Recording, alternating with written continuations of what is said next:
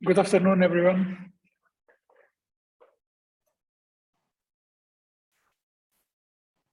I believe all participants are here.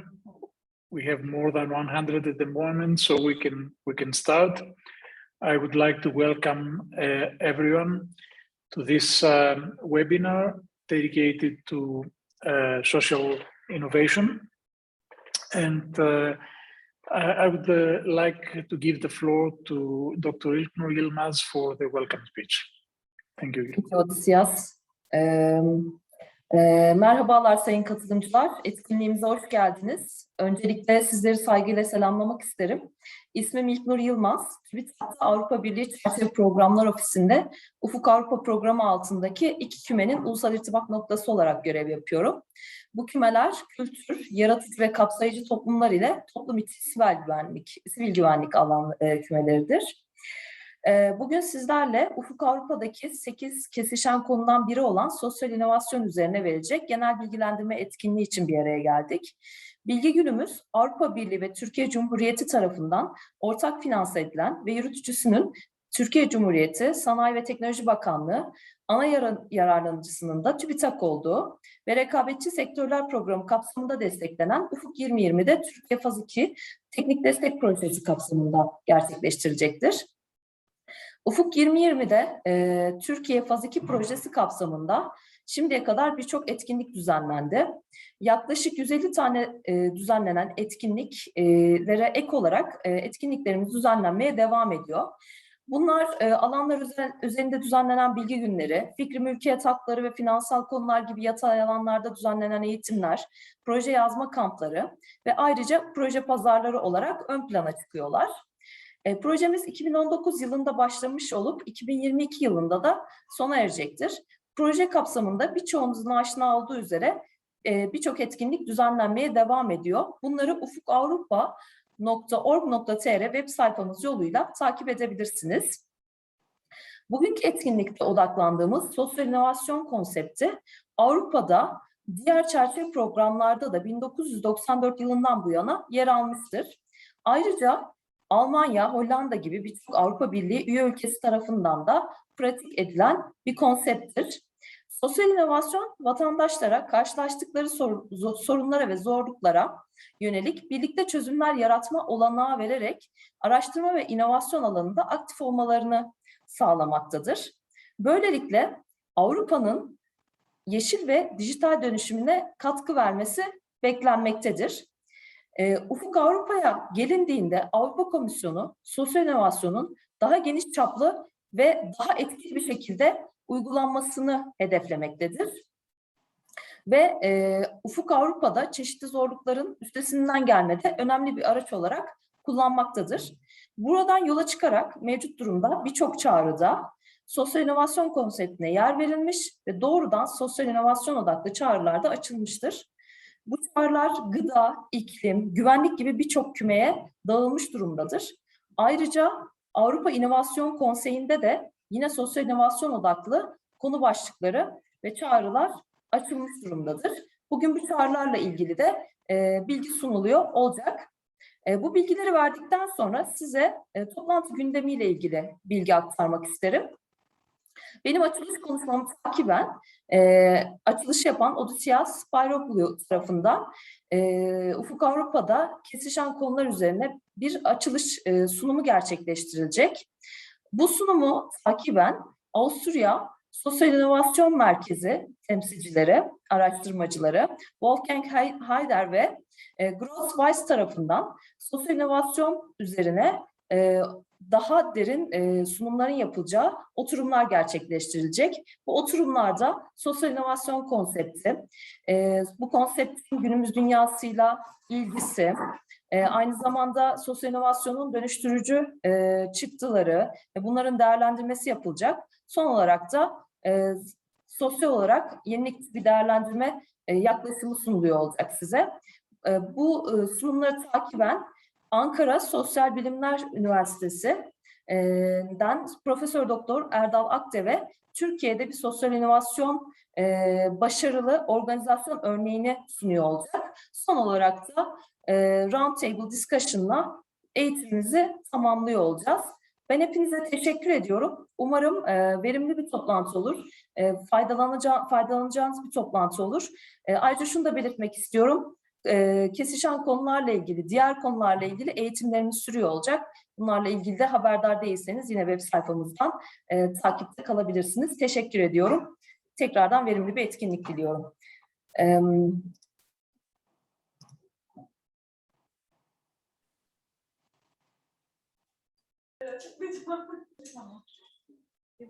So Odysseas can take a lead. Odysseas. Thank you, Ilknur, for your presentation. I hear that you presented all of us. Thank you for that. We have together, as Ilknur said, Goraz and Wolfgang, two distinguished researchers and good partners from the Austrian Center for Social Innovation. Before I give the floor to them, I would like to have a quick presentation of why the cross-cutting issues like social innovation and the other things that are run horizontally through all calls are so important. But before we start, I would like to run a small poll. So Kemal, could you come up with the slide, please? Yes. So just a few questions for you to see where we stand in terms of presentations, in terms of participation in Horizon 2020. How familiar are you with Horizon 2020? That's right. It's not Horizon Europe. I don't expect you to be familiar to have a lot of familiarity with Horizon Europe. Just started. So just give us some feedback on where you are at the moment and how do you see these improvements in Horizon Europe? Okay, we have just 2 participants. Come on now, guys. Give us some feedback. You can scan the QR code and respond using your iPhone. That's the easiest solution. Okay.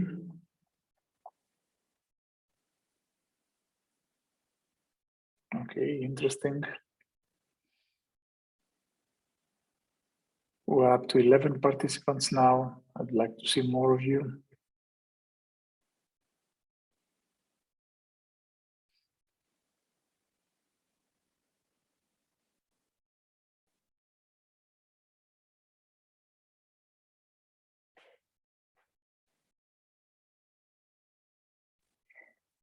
There are indeed a lot of improvements in Horizon Europe or other changes. I will try to cover some of them, the most important ones in my presentation.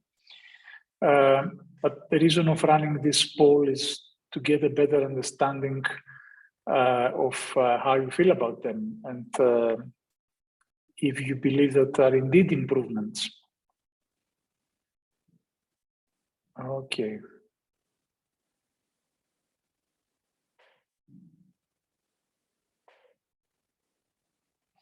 Okay, please continue responding to the Slido. I will start the presentation.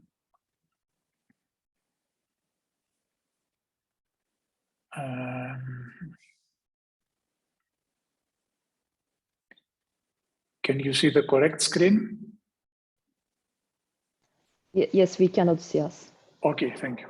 So, Upstairs, we can see it, but not as full screen mode. Okay, okay, so it's, I'll swap this place. Is that? Yeah, this is perfect. Thank you very much. This is correct, okay. So, why cross-cutting issues are important? Let's see. For those of you who don't know me, I am the key expert with the technical assistance team for this project, the Turkey in Horizon 2020, now in Horizon Europe, the phase 2 project. I am an innovation consultant. I have an engineering, an ICT, and financial background. And for the last 20 years, I'm involved in all these kind of funded projects, from the preparation of the proposal to the implementation of it. A small reminder of Horizon Europe and what it is about. All of you know that it is a funding program. All of you know that it is a program that will support research and innovation. The idea is that the European Union wants to strengthen the scientific and technological basis, of course, so and strengthen the European research area, but also boost Europe's innovation capacity, competitiveness, and jobs. At the same time, Europe identifies there are citizens' priorities that are social challenges, and we need to address these as well. I'm sure that you are more or less familiar with the structure of Horizon Europe. Not a lot of changes with between Horizon Europe and Horizon 2020, at least in terms of structure. Pillar 1 is the same. There is a change in Pillar 2. It used to be the industrial leadership here, so with key technologies and private investments. And Pillar 3 used to be the societal challenges. So now basically we have a restructuring. What was previously under Pillar 2 is now under Pillar 3 and vice versa. Before we start talking more about Horizon Europe, maybe it's a good idea to see the Commission priorities for the next 4 years. Remember that Horizon Europe and every other funding program for that matter has a purpose of addressing challenges, and these challenges are defined by the Commission. So it's clear that climate and the problems that we have with the environment take center stage. So European Green Deal is one of the landmark programs of European Commission. Digitalization, digital transformation is also a very important one. But at the same time, Commission identifies that we need an economy that works for people. So we need attractive investments, we need quality jobs, and we need to keep in mind that there are social issues and social aspects related to them. So we need a protection of the rule of law, justice, core values, a push for European democracy, for European citizens, for a stronger Europe in the world. So a Europe that will have a say in the global environment. This materializes in a number of Horizon priorities. And we know the Horizon priorities for the first 4 years.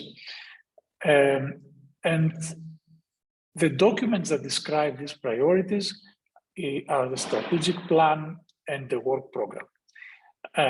So what's the strategic plan about? The strategic plan identifies the Horizon Europe key strategic orientations. So this is a new term. We have 4 key strategic orientations. We have digital transformation, environmental protection, sustainable development, and resilience and inclusiveness. By the way, the titles that you see next to the boxes are mine, so they are not official titles per se. And if you read the text in the boxes, you will see that there are a lot of overlaps between one strategic orientation and the other. The way these strategic orientations work, they form generic umbrellas under which the thematic calls, or the clusters as we have them organized in Horizon Europe, call participants to submit proposals. So we have 6 clusters. You can see 5 of them that are relevant to orientation A here. And you can see a number of impact areas and the examples of what kind of activities and actions European Commission expects to see under these clusters. They may sound complicated, but I'm sure that once you try to understand them, you will easily understand them. They are a little bit more detailed and defined compared to Horizon 2020 or even old proposals. I'm not going to stay a lot in these slides. You can download this presentation from our help desk. I only included these slides to give you an overview. So I'm going to move quickly to the new approaches for impact. And this is one of the main change between Horizon 2020 and Horizon Europe. We now have some new kind of tools, new kind of collaborative projects. So we have European partnerships that are initiatives of EU and private and public institutions that join forces together with co-funded or programs.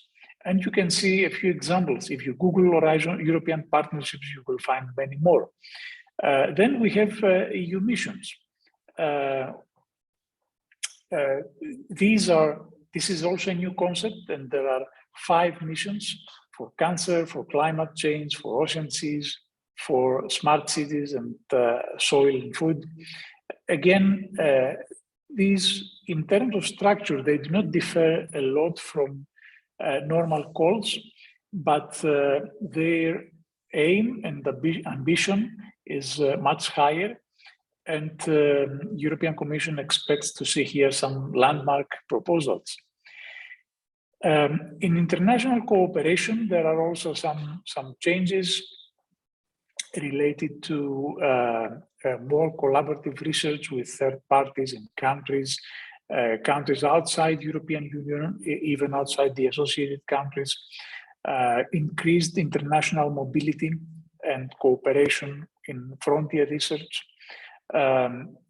Also, policy dialogues with third countries and regions. So things like open science, ethics, safety and quality can be addressed in this dialogue. So for example, how can we support countries in Africa on open science or on ethics? These are all things that are covered horizontally in the new calls. So the idea is that the EU wants further participation and leadership in multilateral alliances. So everything, not just calls that target Europe, but calls that can target the world. And that brings us to the 8 horizontal topics that are common to all pillars, common to all projects, common to all clusters. Some of them we have seen in Horizon 2020, some of them we have dealt with in Horizon 2020. However, now they are organized, they are explicitly identified, and they should be addressed appropriately. There are places in the proposal, in the proposal template that you will have to complete that address all these horizontal topics. Let's go into some more detail. These are the topics that were also used in Horizon 2020. So more or less they are known. We had the social sciences and humanities. Social science and humanities was not considered a horizontal topic. It was under a thematic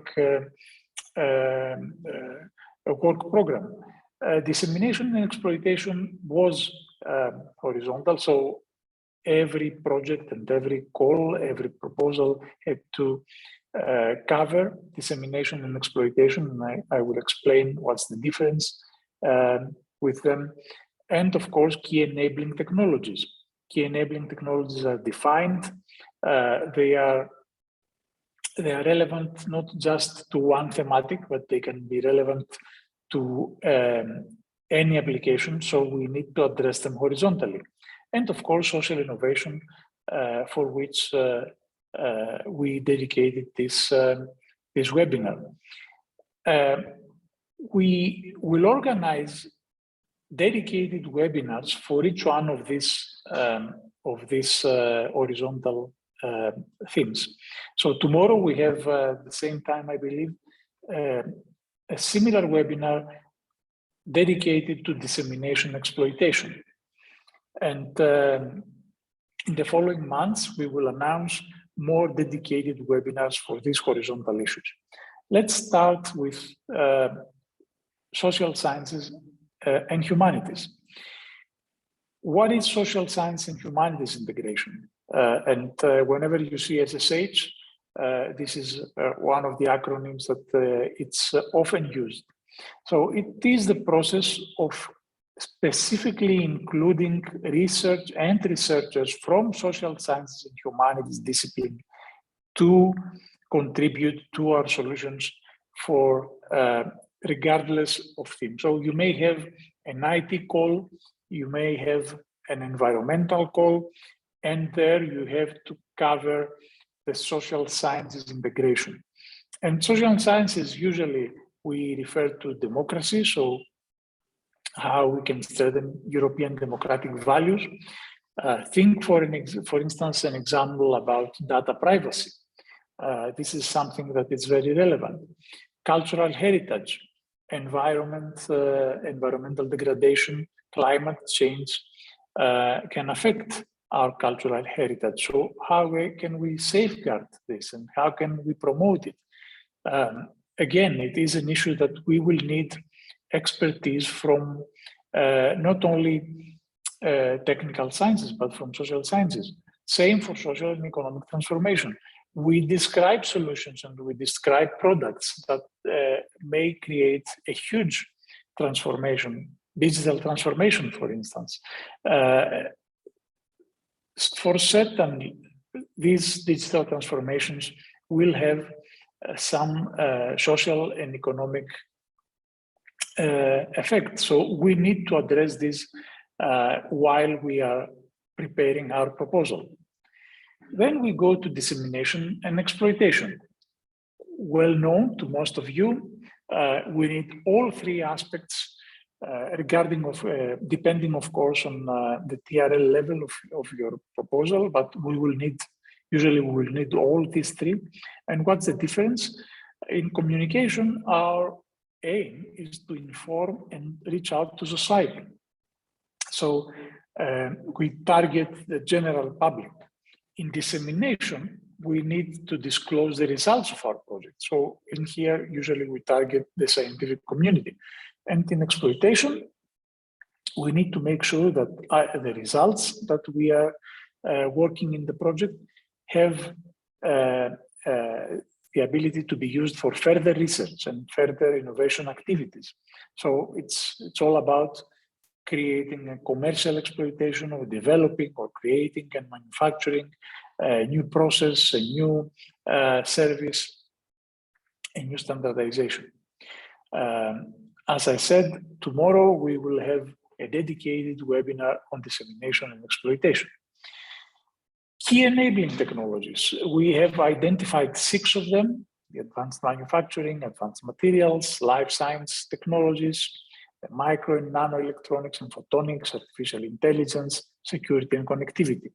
Again, these are the key enabling technologies, are an EU policy concept. So you may, if you Google it, you may find others as well. But EU has identified that these 6 are very critical to the success of innovation, and they should be regarded as non-sectoral, strategic, and integrated into our calls. What that means is that we may have calls that expect projects and proposals that deal with artificial intelligence and how to promote artificial intelligence and develop the new state-of-the-art system in AI. However, we can use artificial intelligence and we can use these systems in a number of other applications as well. And these can be non-sector specific. Social innovation, we will talk about that today. So social innovations are just new ideas that meet social needs, create social relationship, form new collaborations. And it is the objective of the European Commission to encourage participants to deal more with them and think about social innovation throughout their proposals. I'm not going to stay more here. We have Wolfgang and Goraz to talk about that. Gender equality and inclusiveness. It's also one of the new horizontal topic. And the idea here is, of course, to eliminate gender inequality, to address unconscious bias and systemic barriers, to integrate gender dimension. And this is part of European Commission gender equality strategy. There are specific questions that you need to address in as related to gender equality. And for large organizations, large public organizations, there is even a requirement starting in 2022 to have gender equality plans in place. Ethics and integrity. So science integrity is the way that we conduct our research.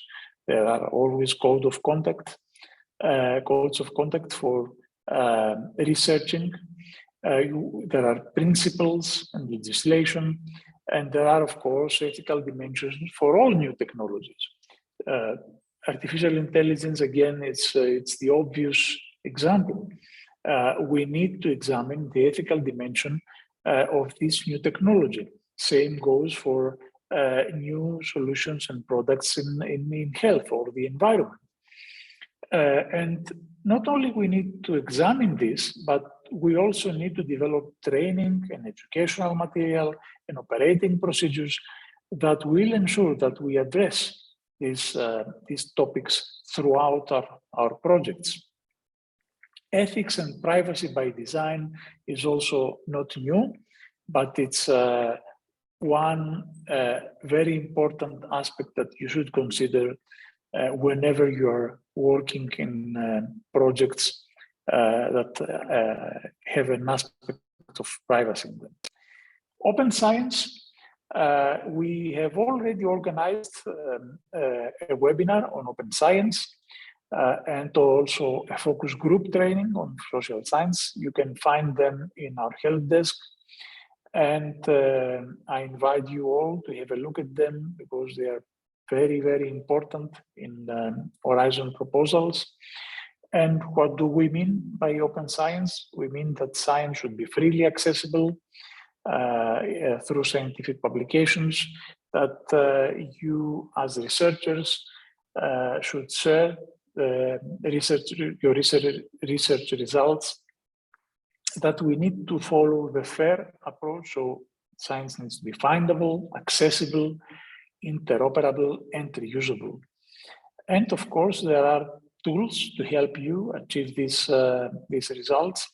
We have the European Open Science Cloud available. There are rewards and incentives for researchers, and there is a requirement to prepare a research management plan. And you need to do that.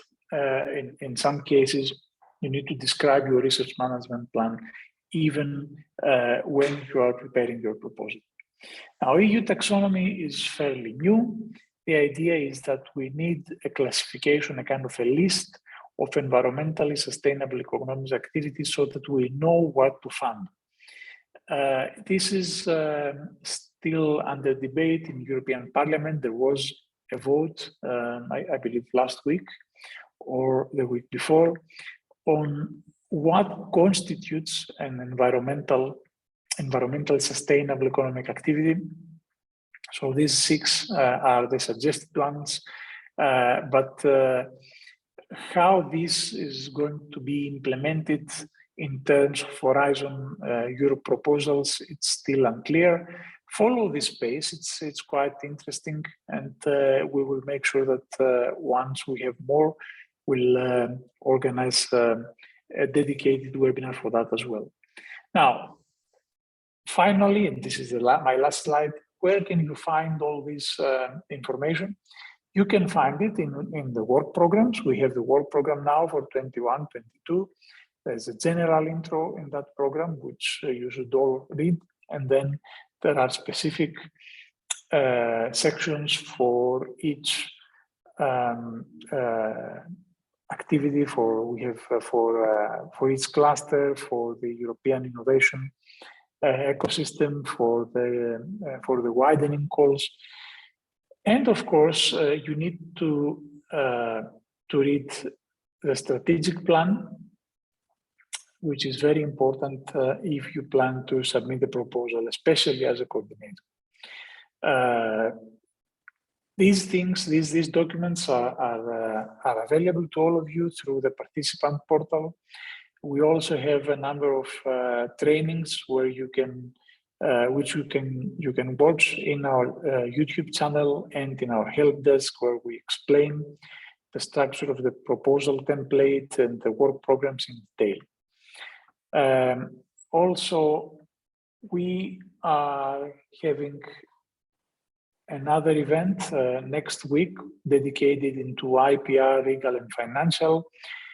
This will produce also some new presentations and supporting material, which you can find in our help desk.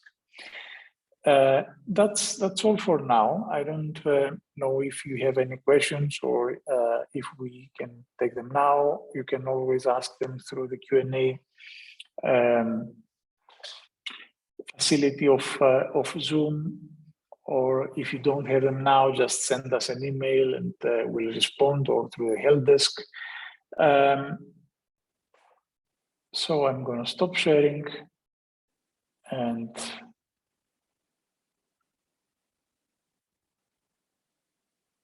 yes, we will share the dissemination and exploitation, the link for the dissemination and exploitation workshop. Kemal will post that to our chat. You're welcome to join tomorrow. I'm sure that's going to be very interesting.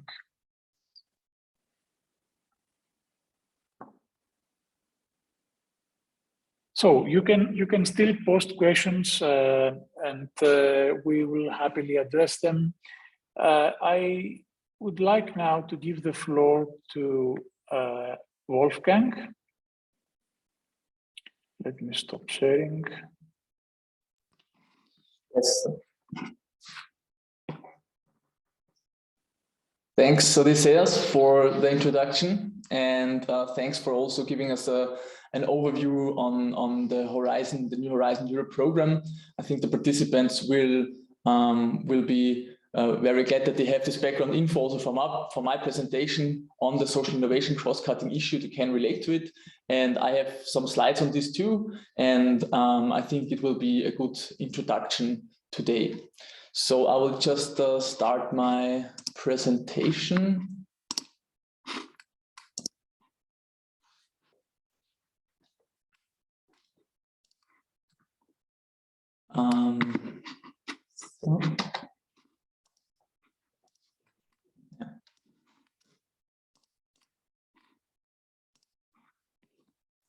Can you see the presentation mode? The right one? Yes, that's correct. That's right. Okay, perfect. Then we can start. As you have already introduced, the topic of today is in the first presentation, the social innovation as a concept, social innovation as an approach to understanding societal transformations, and also social innovation as a concept that can help us bringing our Horizon Europe projects on the ground and implementing them in a very good way that integrates stakeholders and all the people involved in the projects. So before we start with the presentation, just a quick word on the Center for Social Innovation. I work at the Center for Social Innovation as a researcher, project coordinator, and project manager. And I'm here together with my colleague and also head of department, Gorost Weiss, who is leading the Department of Research Policy and Development. And we are both active in numerous Horizon 2020 projects and also projects from other EU funding schemes. At the moment, we are involved as project leaders, coordinators, or participants in about 50 Horizon projects. At the Center for Social Innovation, 50 experts are employed. We have 3 different departments working on, as I've already introduced, research policy and development, work in equal opportunity, and knowledge and society. And we are self-governed and independent research institute that is competitive project-based financing. So we are really active in a lot of different, not only EU, but also international and national funding programs that give out research grants. So we really do know how to structure, conceptualize projects in these international contexts. And what you can also see here is our motto, so to say, that is all innovations are socially relevant. And this is a statement that in the course of this presentation, we will, I hope, understand a bit better, because when we talk about social innovations, we also have to take into account for general innovation, because that's where the innovation, the social innovation term comes from a more economically focused innovation paradigm. But it has evolved into something that goes way beyond that. And when we say all innovations are socially relevant, we mean that all technological innovations are socially relevant, but it is not the same as talking about social innovations specifically. So in the course of our presentation, my presentation, we will see how this social innovation concept distinguishes itself also from a purely more economic or technological innovation concept. To kick off the presentation, I have some questions where I think Kemal has provided a Slido. where I just want to see how the participants are familiar with the terms that we are using today. So I have 3 questions. What is innovation for you? What is social innovation for you? So what do these concepts mean to you? What do you associate with them? And as a third question, what do you expect from this webinar? Where do you want to improve yourself? And I think I will stop sharing my screen for a moment so Kemal can show some of the results and post the Slido link.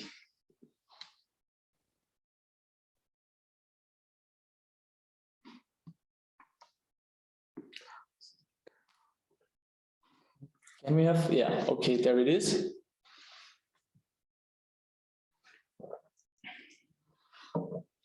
Exactly. So if you can just give some keywords or some short thoughts of you towards these 3 topics: innovation, social innovation, and what you expect. Okay, so we have already the first response: bringing, making, implementing something new ways of doing things. That is certainly something very close to the innovation topic as such. In my opinion, does count not only for the innovation paradigm as such, but also for the social innovation paradigm more specifically. Yeah, maybe some more people want to share. This can also be in Turkish. I mean, maybe somebody from our colleagues can translate if necessary.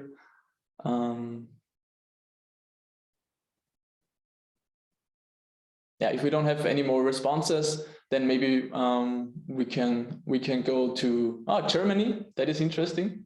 Yes, certainly often associated the concept with German market advances. Also, a lot of the theorists on innovation, obviously, one of the most famous coming from, let's say, the German-speaking realm, but not to say that it's only focused on the German-speaking realm. And yeah, the market obviously always plays a role. That is true not only for innovation, but also for social innovation. So we will see that also later on, that this is something that is very relevant. Okay, social innovation. Okay. Changing the routines. That is certainly something that has relevance in social innovation. Sustainability is something that is very often a part of social innovations. Solutions for social problems. Yeah, we are already getting into towards a more like clearer definition of what social innovation is here. Mm-hmm. Okay, so your expectations, inspiration. I hope I can live up to that. Also, know more about Horizon projects. We will definitely give you some insights into examples on how we deal with the social innovation concept in projects, but also how we work further with them, how we deal with social impact, and how we like have a co-creative and co-evaluative approach in our projects. Better understanding of social innovation, I hopefully will be able to deliver that. That would be very good. Yeah. Okay, new research ideas, maybe get to know the ZSI better. Well, we are always open for collaboration. So I hope if you like what we present today, we can also get in contact. Okay, that is a very good overview. I will switch back to my presentation now.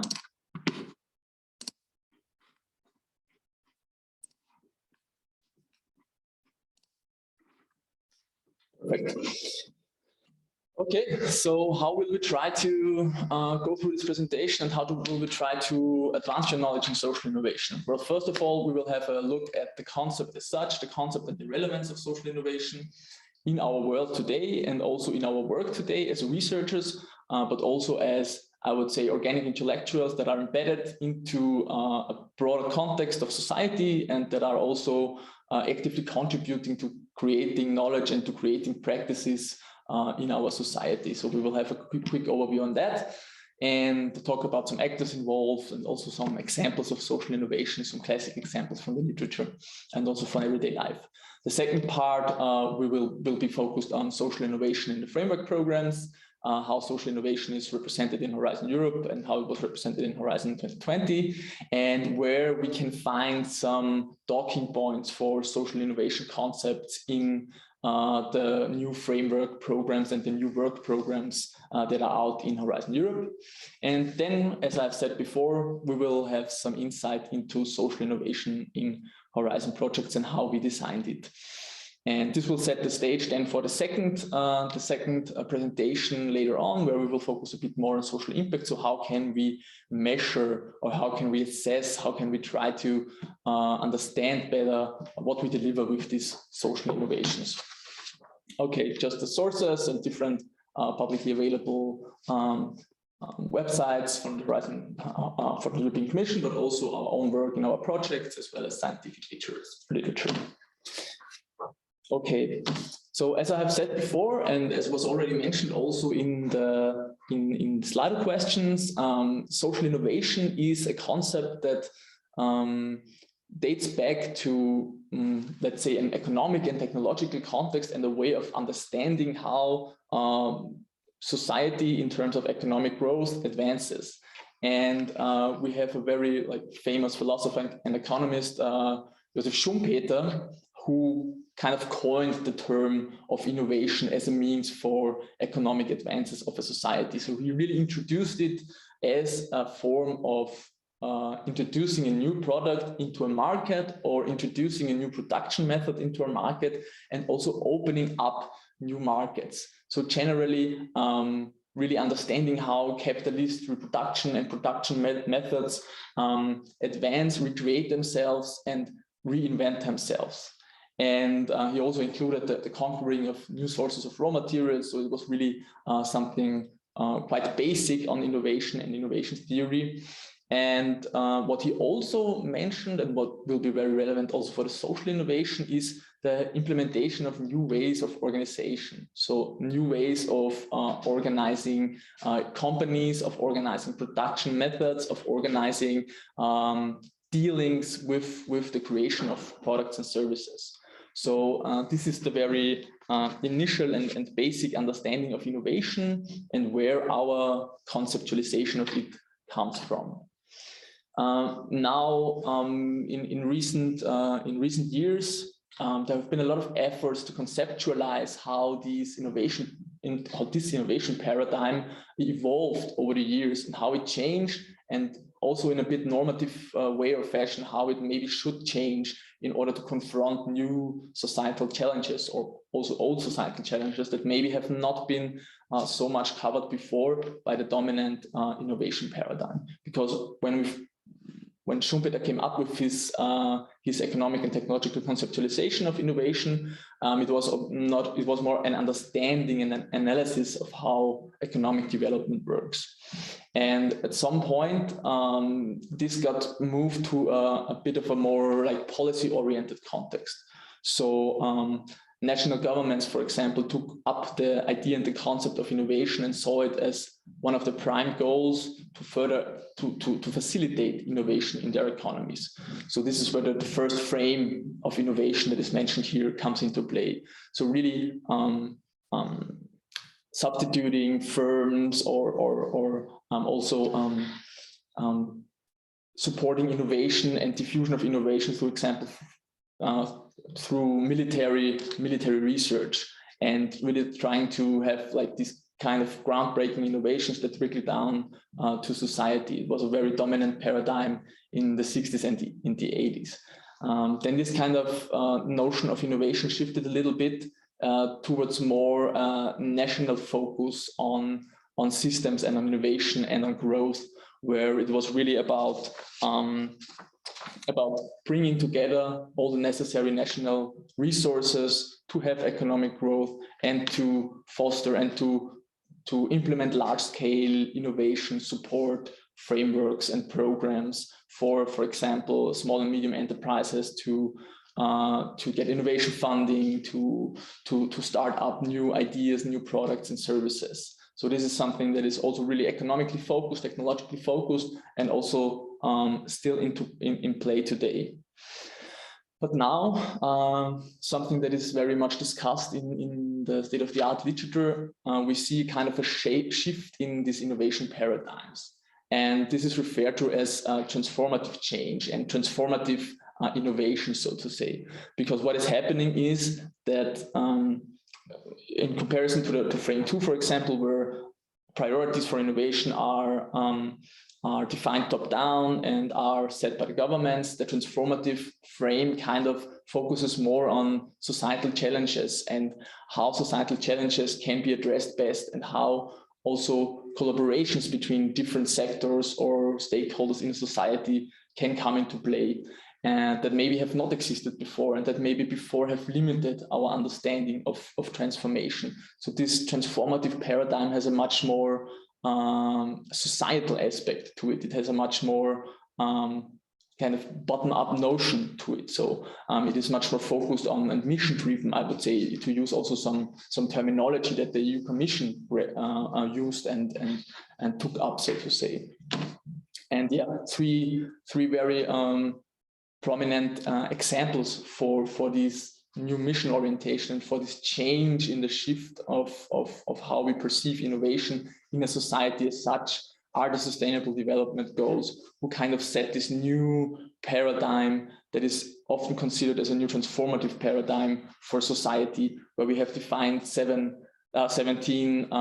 outcomes, so to say, that we want to achieve, that we want to strive for, but also more general impacts that we want to, how we want to change our societies. And related to this are two other aspects that came up in the European Union, which are the Green New Deal, which really puts a focus on the green transition of the European Union, and which wants to work both from top down and bottom up on a green transition of the European societies.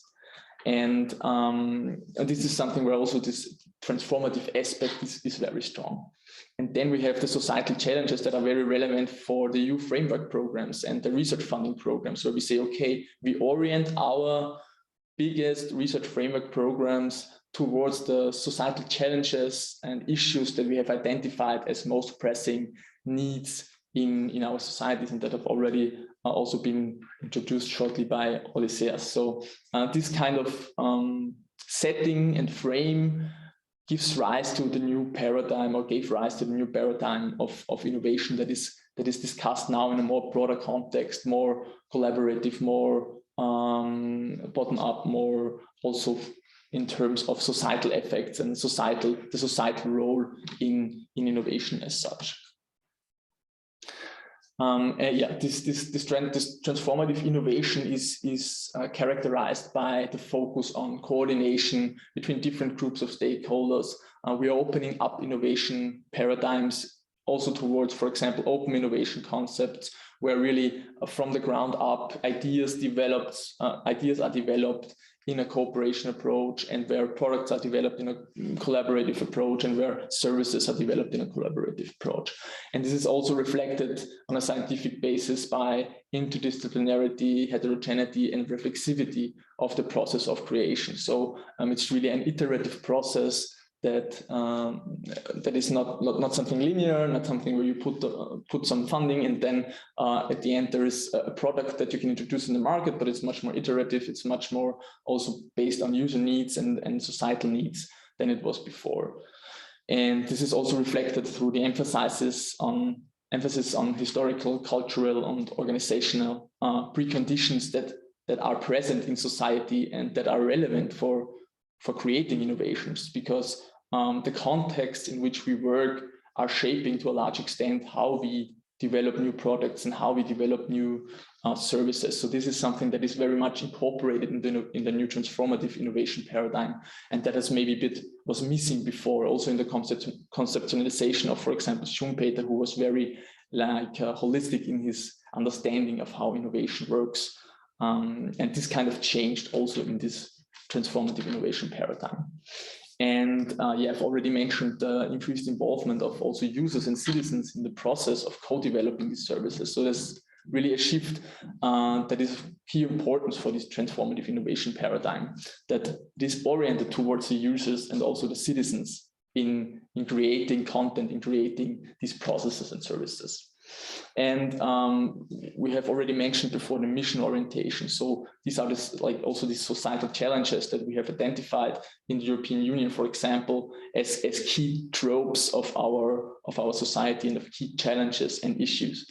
And if we want to change them, and if we want to create impact on how our societies are organized, we have to see not only that our technical reconfigurations are changed, not only our technical innovations that we use change, for example, in the energy sector, but also our sociological behavior, our societal activities, our societal practices, so to say, is very important if we want to achieve impact and if we want to achieve change as such in a society. So this where the notion from like socio-technical regimes kind of comes from. It's a term that is used a lot in current sustainability transition studies, in the current scientific literature, that just wants to describe that if we talk about changing our societies, for example, in terms of making it climate resilient, then we can't only talk about the necessary technical innovations that we have to implement, but really also about the societal aspects and the societal maybe innovations that we need. And this is where we come to the social innovation paradigm as such, because here is where social innovation comes into play and where we see the relevance and the importance of social innovation. Because what is social innovation? Well, foremost, it's often coined as a term which is omnipresent and everybody likes, but nobody really knows what to do with, because it has some kind of ambiguities in its definitions, and there are a lot of definitions out there.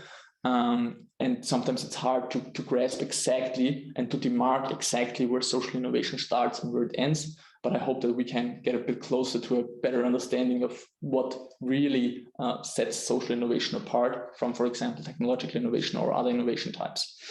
So I'm just going to present you one definition of social innovation, the one that we usually work with also at the Center for Social Innovation, because there are a lot of different notions and different definitions of social innovation out there. But I think this one really captures quite good the essence of being focused on societal practices and society and how society organizes itself.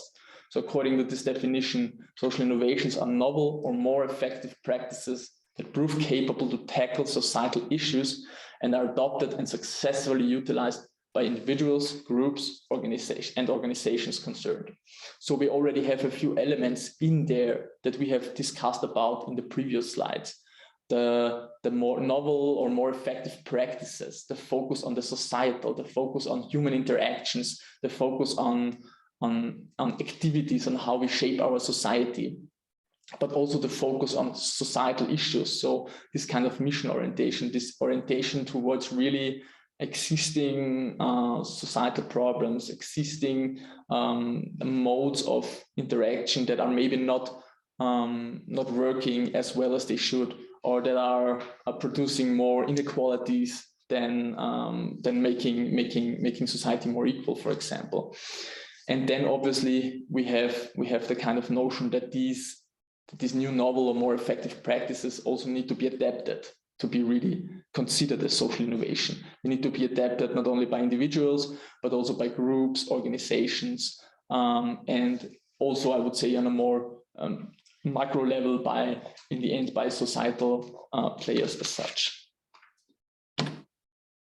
Okay, so if we have in mind this definition of social innovation and this new transformative innovation paradigm in general that we have already introduced and that we have mentioned before, then we can kind of think of where social innovation as a concept has a place in this transformation paradigm.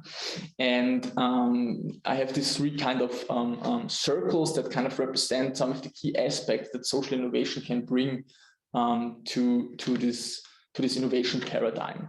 So it's not only, for example, setting new goals that are more focused on really the societal needs and the societal missions and the societal issues, but it also goes beyond that and produces new contents of how we shape and introduce and talk and think and act about how our societal development, so to say. So this mission orientation brings up a lot of new different perspectives on how we think about and how we deal with certain issues. So it's not from a like purely technological or economic perspective that has a clear or linear focus on how we do things, but it's much more concerned with the societal practices that surround these aspects and this content, so to say.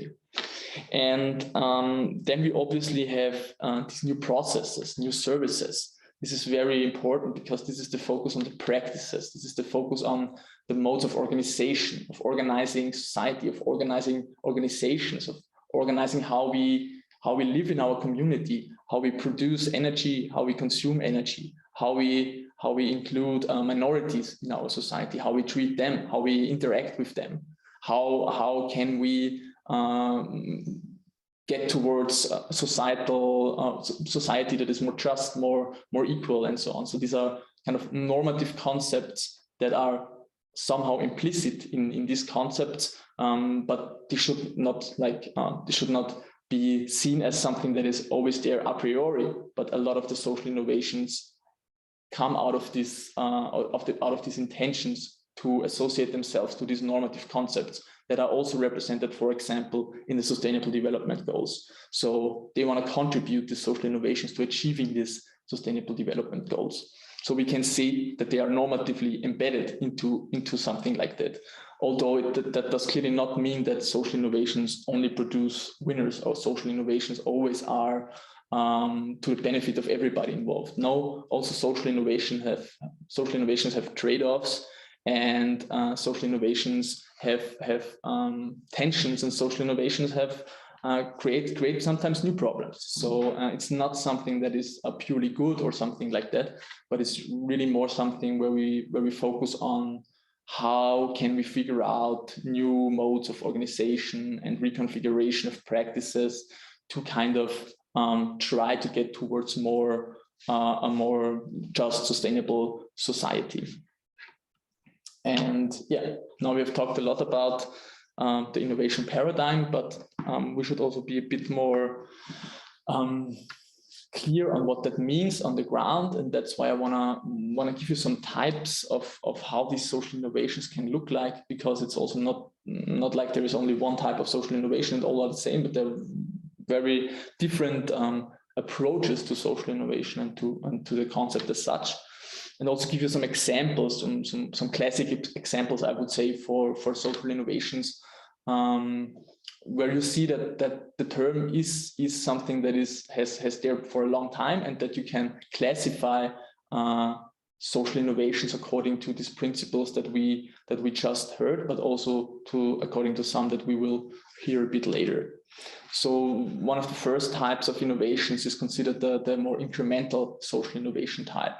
So incremental means working by introducing small changes in our everyday practices, working with small shifts into how we deal with societal issues, or how we deal, for example, with our financial situation, because that is one of the examples that I will mention here is the Graham Bank, very famous way, or very famous microcredit system that was introduced in the development cooperation context in India for the first time, that changes the way how people can access money, how people can access how people can access finances for their everyday life, but also for small investments, which gives them the possibility to better their lives, to get more access to resources. So the Graham International Bank is a very well established actually project, and very well known project in the realm of social innovation. But we have to be clear, and because this is always a discussion that some people say, no, but social innovation needs to actively change the system and so on and so on. This is not what the Graham International Bank does. It's a very incremental innovation that sets on in a very given context, and that doesn't change to radically change the way how society is organized. It doesn't change how the capitalist production works in societies, but it's something that betters the life of the people in their context. And there may also be trade-offs, there may be losers to this, but in general, it's something that solves a societal issue, a societal problem, not having access to credits for small investments for people that are not so wealthy off in diverse countries, and give them the possibility to make these investments and give the possibility to them, empower them to change something in their everyday life.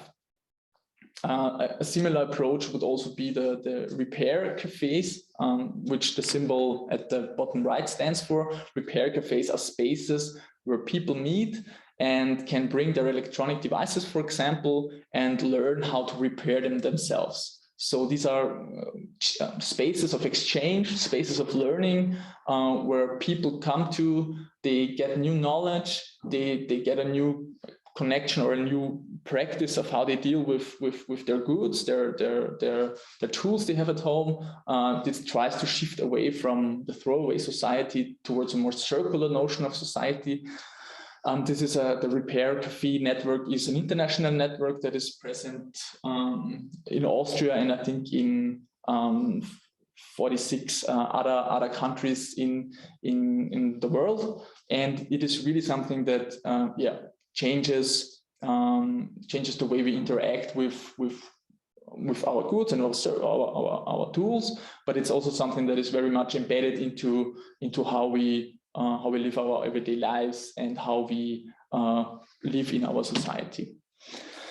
Then we have the so-called more generative innovations, the more generative social innovations, which are also embedded in our everyday practices, but they function more as a, so to say, as a starting point or as a launch pad for other innovations. They try to bring together different actors.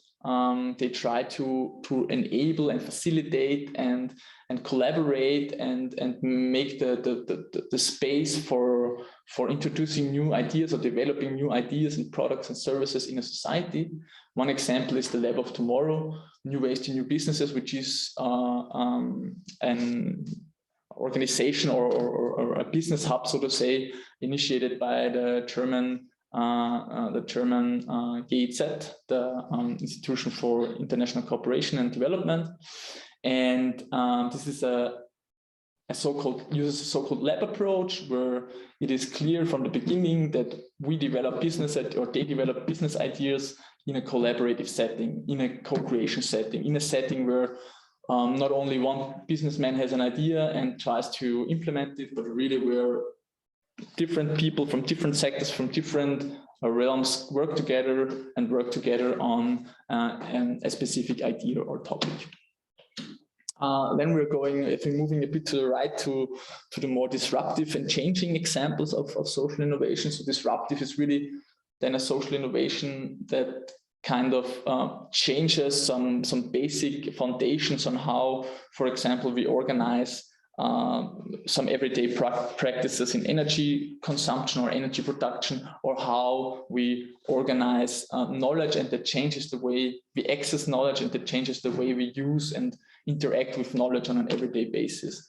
And one example that is often mentioned here is the Wikipedia, which obviously all of you know and use, and sometimes take for granted nowadays, but it's not so old, in fact, and it is actually something that has quite radically changed the way we organize knowledge and the way we produce and access knowledge, because it is really considered also as a democratization of knowledge access. I mean, obviously the whole technology of the internet and everything stands behind it, but in terms of knowledge production, knowledge creation, knowledge access, Wikipedia is something that is quite severe disruption on how knowledge was organized before.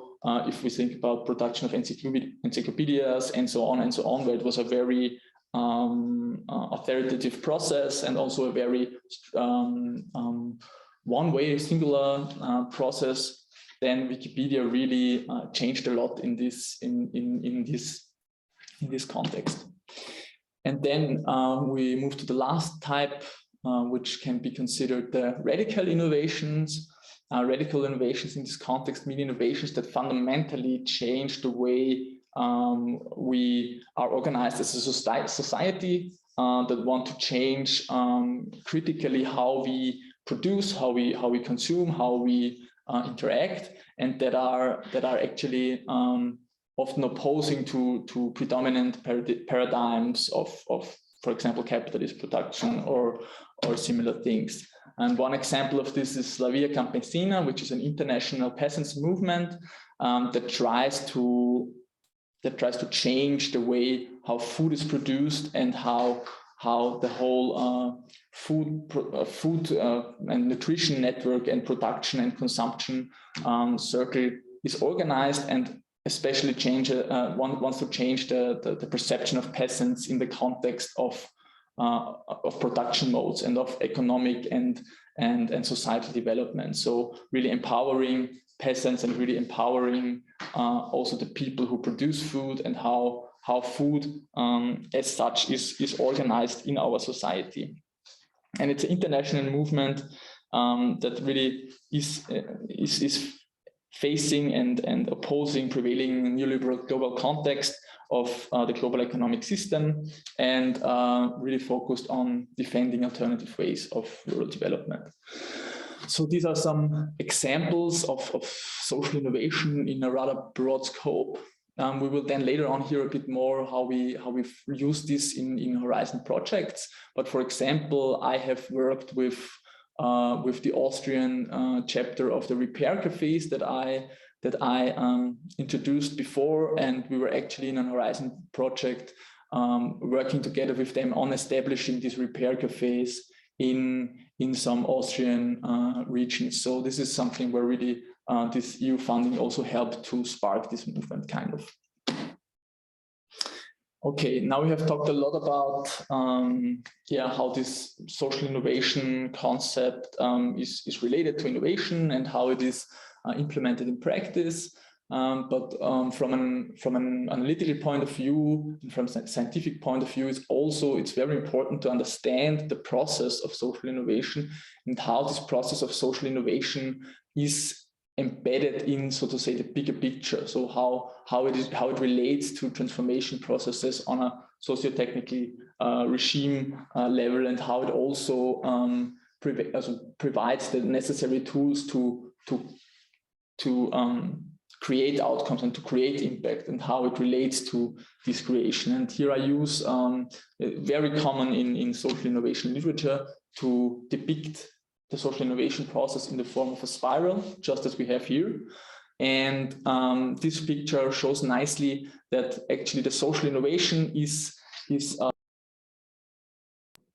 one point here at the top in the middle, and everything that is around it can be influenced by the social innovation, but is often not directly influenced by social innovation, or takes a lot more scaling and upscaling for the social innovation to actually achieve then these transformative outcomes and transformative processes.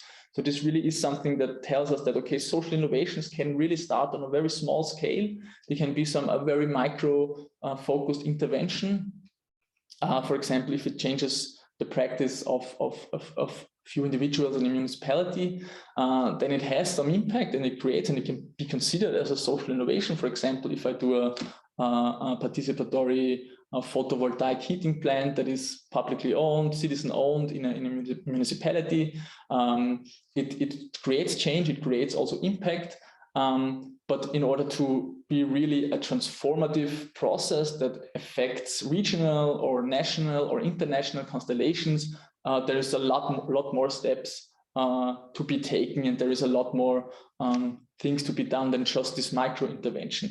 However, that does not mean that this is not possible, and does also not mean that social innovations always have to be micro, not always have to be on this small scale level. They can also be implemented with the clear focus on having an international context. For example, as the Wikipedia example shows us, that is really something that concerns global society, so to say. And so we have here the social innovation process at the core, and then the spiraling out, so to say, the different steps of how impact is created, potentially through one social innovation, or through the multiple combinations of social innovations, or through the scaling of a social innovation. And then if we look really at the core of the social innovation, we have to be a bit more focused and detailed to understand how this process of social innovation works in a specific context, in a micro or meso or whatever context. So on a specific targeted scale that we want to look at. And here comes into play this other concept, also depicted in a spiral, and that's why it fits so nicely, that tells us a bit more about the different process steps of the social innovation. And we will have a short look on this now. And it really starts with the prompts. So the prompts are, so to say, the background triggers, the societal situation, the societal issues that make you want to develop an alternative option to how your community or your society is tackling at the moment a specific issue. So a societal function in society is not working properly anymore, and a group of people decide that this calls for new alternative solutions. And in the phase between the prompts and the proposal, there is the idea generation, where really the idea comes into the minds of the people and where it is born. And then in the next step, the proposals are developed. So there is a kind of a trial and error process where you have an idea, where you develop them, and then you prototype them, and then you play around with them. This can be on a conceptual level, but it also can be really in practice. And you develop something together with your stakeholders, with the people of your community, and you see, okay, the initial idea was maybe not so fitting. We have to change it. We organize things a bit differently to tackle the social problem that we have identified.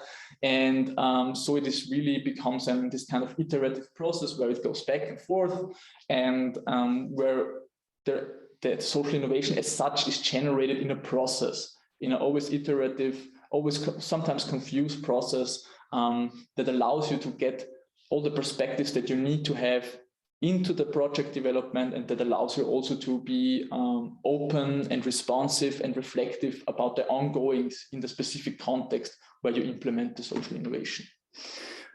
After these steps, then usually this is the sustaining period, is the one where the social innovation has come to this phase of maturity, where it really substitutes the specific practice that was used before, and really opens up the new societal practice and the new interactions that have been implemented. So these are four core aspects and four core process steps in developing social innovations. And only if we really have at least these four steps, we can speak about a social innovation. So oftentimes we make the mistake to see some initiative or some project or something that was creatively developed and say, okay, this is already a social innovation. When in fact it is still actually something that is only prototyped. So it's only used for a short period of time, for example, in a project, but then it fades away again. So there we are actually, yes, we are in the process of a social innovation, but we cannot speak about the truly established social innovation. So this is something where also there is often a lot of debate on how to demarcate these phases of social innovation, and where do you put in, so to say, the official label social innovation, and when can you start using this label of social innovation. But it's really, you have to look at, have the practices of the people changed, have in your specific interest area, have the practices changed sustainably? Are they now different than they were before this kind of process started? Okay, and then this spiral also includes the scaling and the systemic change. And this is then something that is also again quite a debate in the social innovation sphere, because it's not always easy to attribute change and scaling to one specific innovation. Very often it's a combination of different social innovations that make for the systemic change. So and that evolve over time and that spread and that are upscaled and that are used more in a regional or national or international perspective. So I would say with the sustaining phase, we already are on a level where it creates on a specific level some impact because it has changed practices. But then for systemic change, this needs to be much more. This needs to be really outscaled and involves, as it says here, redesigning and reintroducing entire systems. So this is not something that we can speak of with every social innovation. So I think you see that social innovation is a concept that is applicable to multiple levels also of society. It's not something that, you know, always has to depict, you know, this great systemic change as, for example, you know, historically, for example, introductions of social welfare systems, of unemployment benefits have been considered social innovations. But not every social innovation can get to this level of systemic change. And therefore we have this, this sustaining period where we say, okay, in a specific level that we're working on, this social innovation has created impact and it can already be considered a social innovation, even though the systemic change is not yet achieved. Yeah, and here we have just what I've just said, the process is always complex, iterative, organic, and often untidy because it's not something that is just a linear process of one person has an idea and implements it and then it's ready. But it's really something where practice is involved, social configuration, collective action, a lot of mingling, a lot of changing also concepts and redesigning them. Okay, then I think I have to speed up a little bit because I think I'm already close to the end time. So we'll just briefly skip through the next slides. We have talked about now social innovation and they evolve in this this triangle between the state, private sector, and civil society, and there can be different degrees of involvement of these three dimensions, and they are developing social innovations in different configurations between them. Yeah, so oftentimes social innovation is considered to be kind of the opposite of state or an intervention that is developed without the state. But I think this is really a misconception actually, because state actors, be they, if not necessarily the state as such, but all the public authorities that we are dealing with, they can be an actor that is importantly involved in these multi-sector collaborations or in these collaborations that bring social innovation to the forefront because they are so relevant for our everyday practices and how we organize our society. So I think this is really important to state that social innovation is not something that is implemented when, you know, for example, the state does not have enough money anymore, but it's really something that can be also co-created with these public sector actors. And we also see that here, this is data from a study that we conducted at ZSI in the framework of the social innovation project Atlas for Social Innovation, which was actually a framework program 7 project. So this was conducted in 2015-14, a global study on social innovation. And you see that the main actors involved in these social innovations are non-governmental organizations, so the civil society, but it actually came also as a bit of a surprise that public bodies are also almost represented at the same scale. And then we also have private company, research and education. So we really have the quadruple helix actors that found our society represented in these social innovation projects. Yeah. That. So to sum up, what have we learned about the social innovation process? Some key principles that also kind of orient our work with social innovation. social innovation is an open rather than closed process when it comes to knowledge sharing and the ownership of knowledge. So it's really something where knowledge is exchanged and circulated and redesigned. It's always multidisciplinary. So it's really important to collaborate beyond scientific or sectoral borders in the development of social innovation. It is participative, it's empowering, it tries to involve citizens and users, and it's not only a purely top-down expert-led process, but it really engages with society and engages with citizens, engages with their societal issues. So, or is produced by them, not just engages, and this creates processes or new processes, services, modes of organizations that are targeted to their target group, that are not like one size fits it all, but that really take up the specific needs, and also are demand-led, which represents all this mission-driven societal challenges approach that we have already talked about.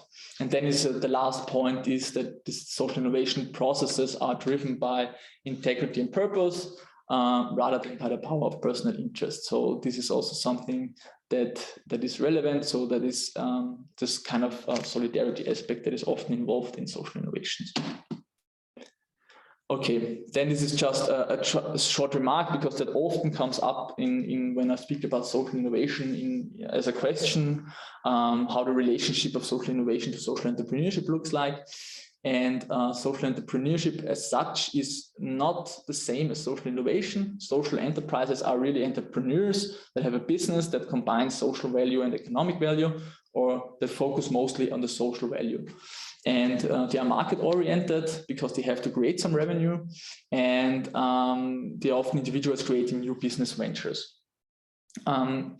They have, as I said, produced economic and social value, but they are not necessarily innovative. So social enterprises can be socially innovative, but they're not necessarily are. Social innovation as a concept encompasses social entrepreneurship. It's a small part of it, but it's not all of it.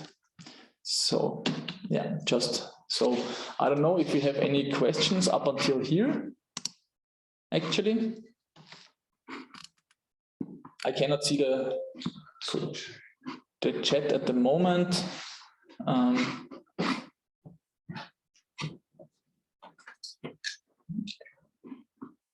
Are there any questions until now in the chat? No, I don't think so. Wolfgang, it's Kemal from the project team. Sorry for interrupting. I believe you have 3 more questions on Slido. Would you want me to open it on behalf of you? The questions on Slido? Yeah, on Slido, 3 more questions we have. If you wish, I can reflect 3 of them. The other 2 are for the next session, actually. Okay. Yeah, I will just, how are we in time? Do I have still time or for finishing this? We have 10 minutes to finish. Okay, perfect. Then I will just start sharing my presentation again and finish this presentation, okay? Okay. Okay, perfect.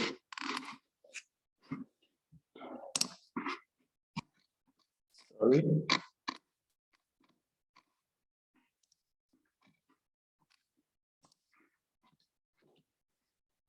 So now we have talked about the social innovation concept in society, and have already made some references to how we use it in Horizon research projects. But now just to really give you also an insight what this means for your work as project or researchers in the EU framework program context. So the EC has a specific definition of social innovation, which is quite close to the one that I presented to you. It's our new ideas that meet social needs, create social relationships, and form new collaborations. These innovations can be products, services, or models addressing unmet needs more effectively. And the European Commission's objective is to encourage market uptake of innovative solutions and stimulate employment. And here we see in the last sentence that the EC definition of the social innovation concept already kind of incorporates this social entrepreneurship dimension. That's why I showed you also this social entrepreneurship slide, because I wanted to make clear that while social entrepreneurship is a part of it, and it is not equal to social innovation. And the European Commission definition often goes into the direction of of social entrepreneurship, as we see here with the last sentence, as it deals with market uptake and innovative solutions and stimulating employment. But this is just to let you know that social innovation as concept encompasses more actually than this definition. Okay, then we have here this graphic that you have already seen by Odysseas. And I just want to highlight, focus on the pillar 2, on the global challenges, because this is really where a lot and a big majority of the social innovation relevant topics are represented. Not to say that it's not also present in pillar 1 and pillar 3, but these are 3 very important, or this pillar 2 is very important for it. And more specifically, we have 4 clusters where social innovation is especially present, and I will just briefly go through them with you. So first, okay, this is just another slide on social innovation as a cross-cutting issue. We have talked about this, and Odysseas has already introduced it, so I don't really need to add anything on that. But if we look at these the dimensions on these clusters, then we have, for example, the first one on health, and the health cluster in Horizon Europe has 6 different destinations. And when you go through the work program, you see that social innovation is really a well-represented topic, cross-cutting issue that is relevant to a lot of different specific calls from the health sector. This can be in terms of designing better strategies and personalized tools for preventing diseases, through specifically including social innovation approaches, so specifically changing practices of health and preventing diseases, and also about healthcare and social services that are better integrated, affordable, open to diversity and inclusion. So here we see that really social innovation principles that we have talked about before are implemented and are encouraged for this health cluster. And then we have the digital empowerment and health literacy of citizens through social innovation. So 2 specific content related or thematic areas where specifically social innovation cooperation or social innovation inclusion is relevant. And then we have also in this health call a strong focus on patient-centered empowerment approaches. So really focusing on the needs and issues of the patients, working a lot with, for example, patient associations, as we are at ZSI also doing in some projects. And I think Gorst will have an example on this later, where we really try to start our project from the needs of the patient associations and of the hospital sector and so on, and try to give this a socially innovative frame. And then obviously there's also the issue of dialogue and cooperation between health professional patients and their families. So really, how do we communicate health, and how we do communicate and work on health? And that is something that's especially relevant now in the course of a pandemic, but obviously it is a relevant topic beyond that. But now the projects in this dimension have special traction, I would say. Okay, and then we have the next cluster on culture and inclusive societies, where we can pick out 3 destinations and 2 with specifically strong SI components. So really a lot of calls where social innovation is specifically mentioned and specifically encouraged.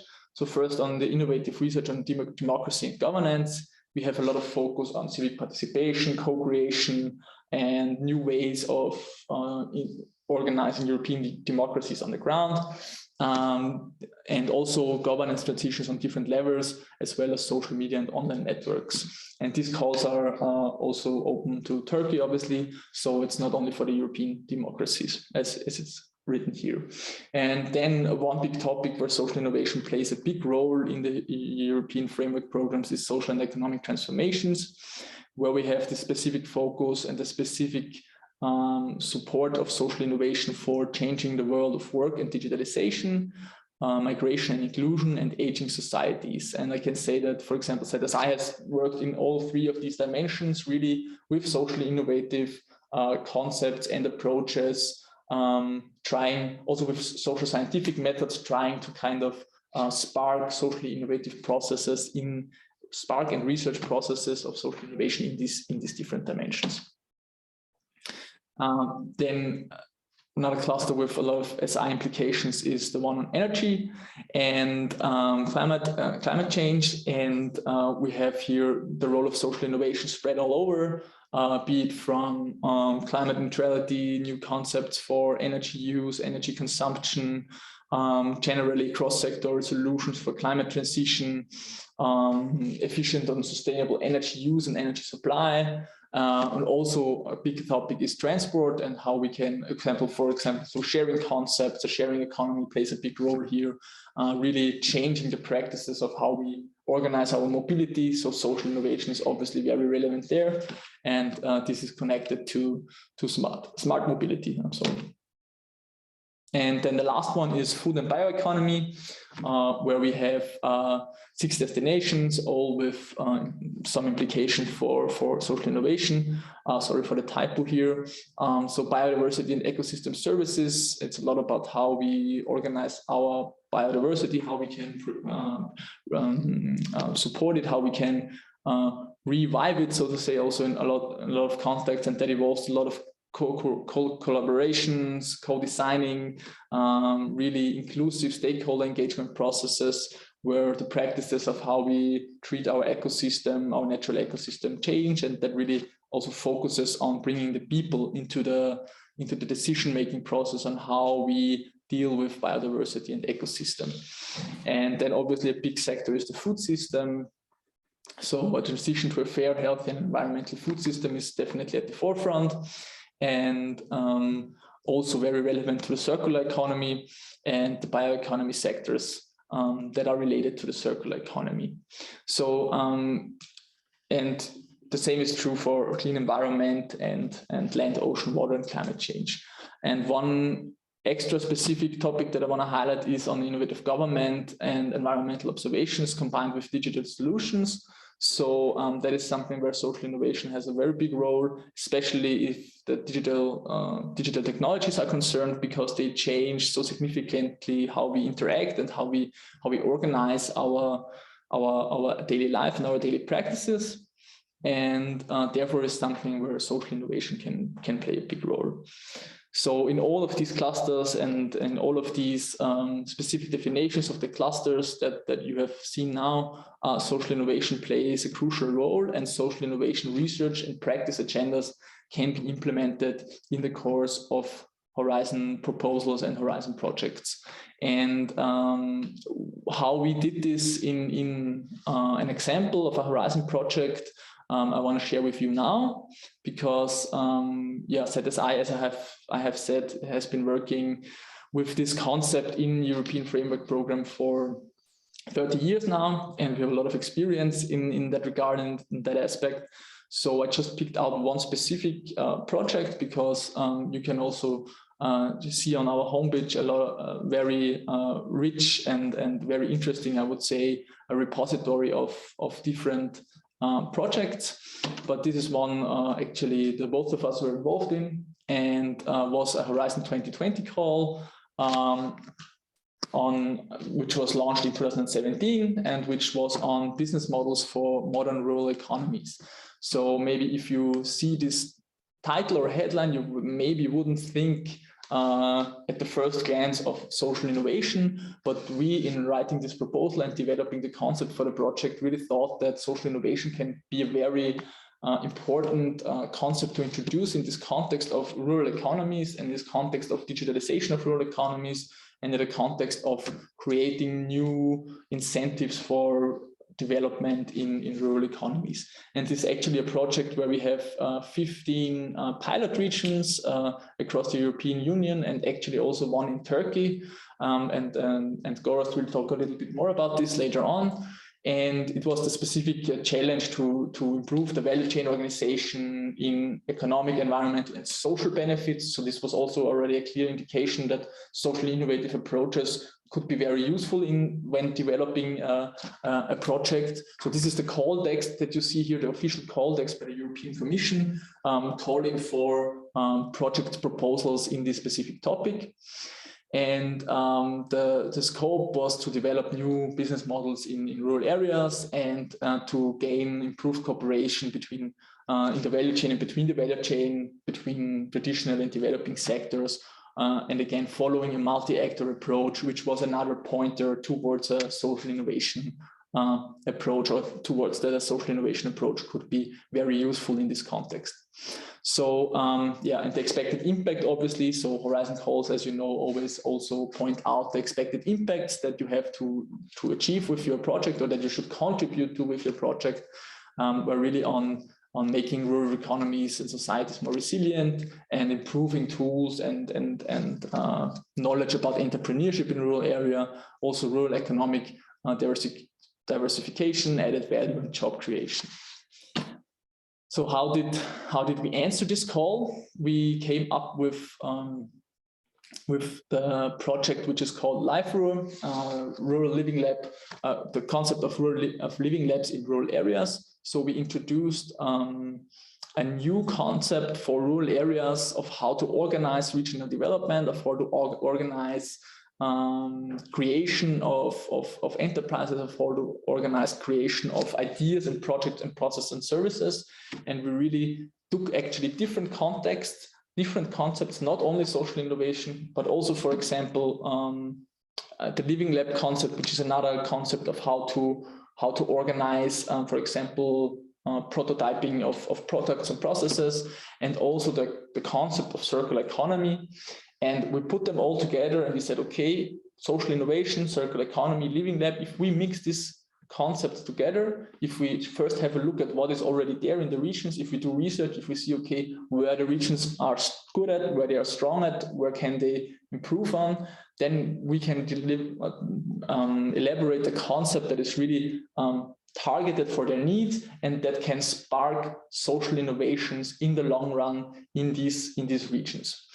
And yeah, so yeah, you see it depicted here. So it was really different concepts put together, and then creating an open, participative, transdisciplinary rural development approach. So really changing how these business models in rural areas are developed, and how rural economies can change and can evolve. So the objectives were to analyze and conceptualize the rural living lab concept to see, okay, how can we implement living labs in the rural context?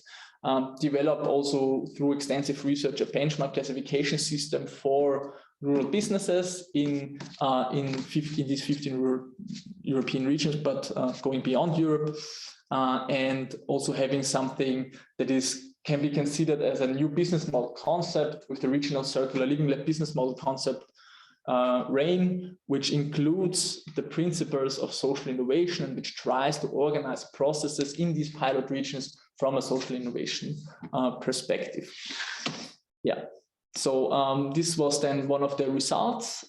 This is the RAIN business model, the RAIN regional development model, actually, as we later coined it, which is based on this circular economy concept, the living lab concept, and the social innovation concept. And what you see is here is just a graphic depiction of this RAIN tool, of this RAIN concept.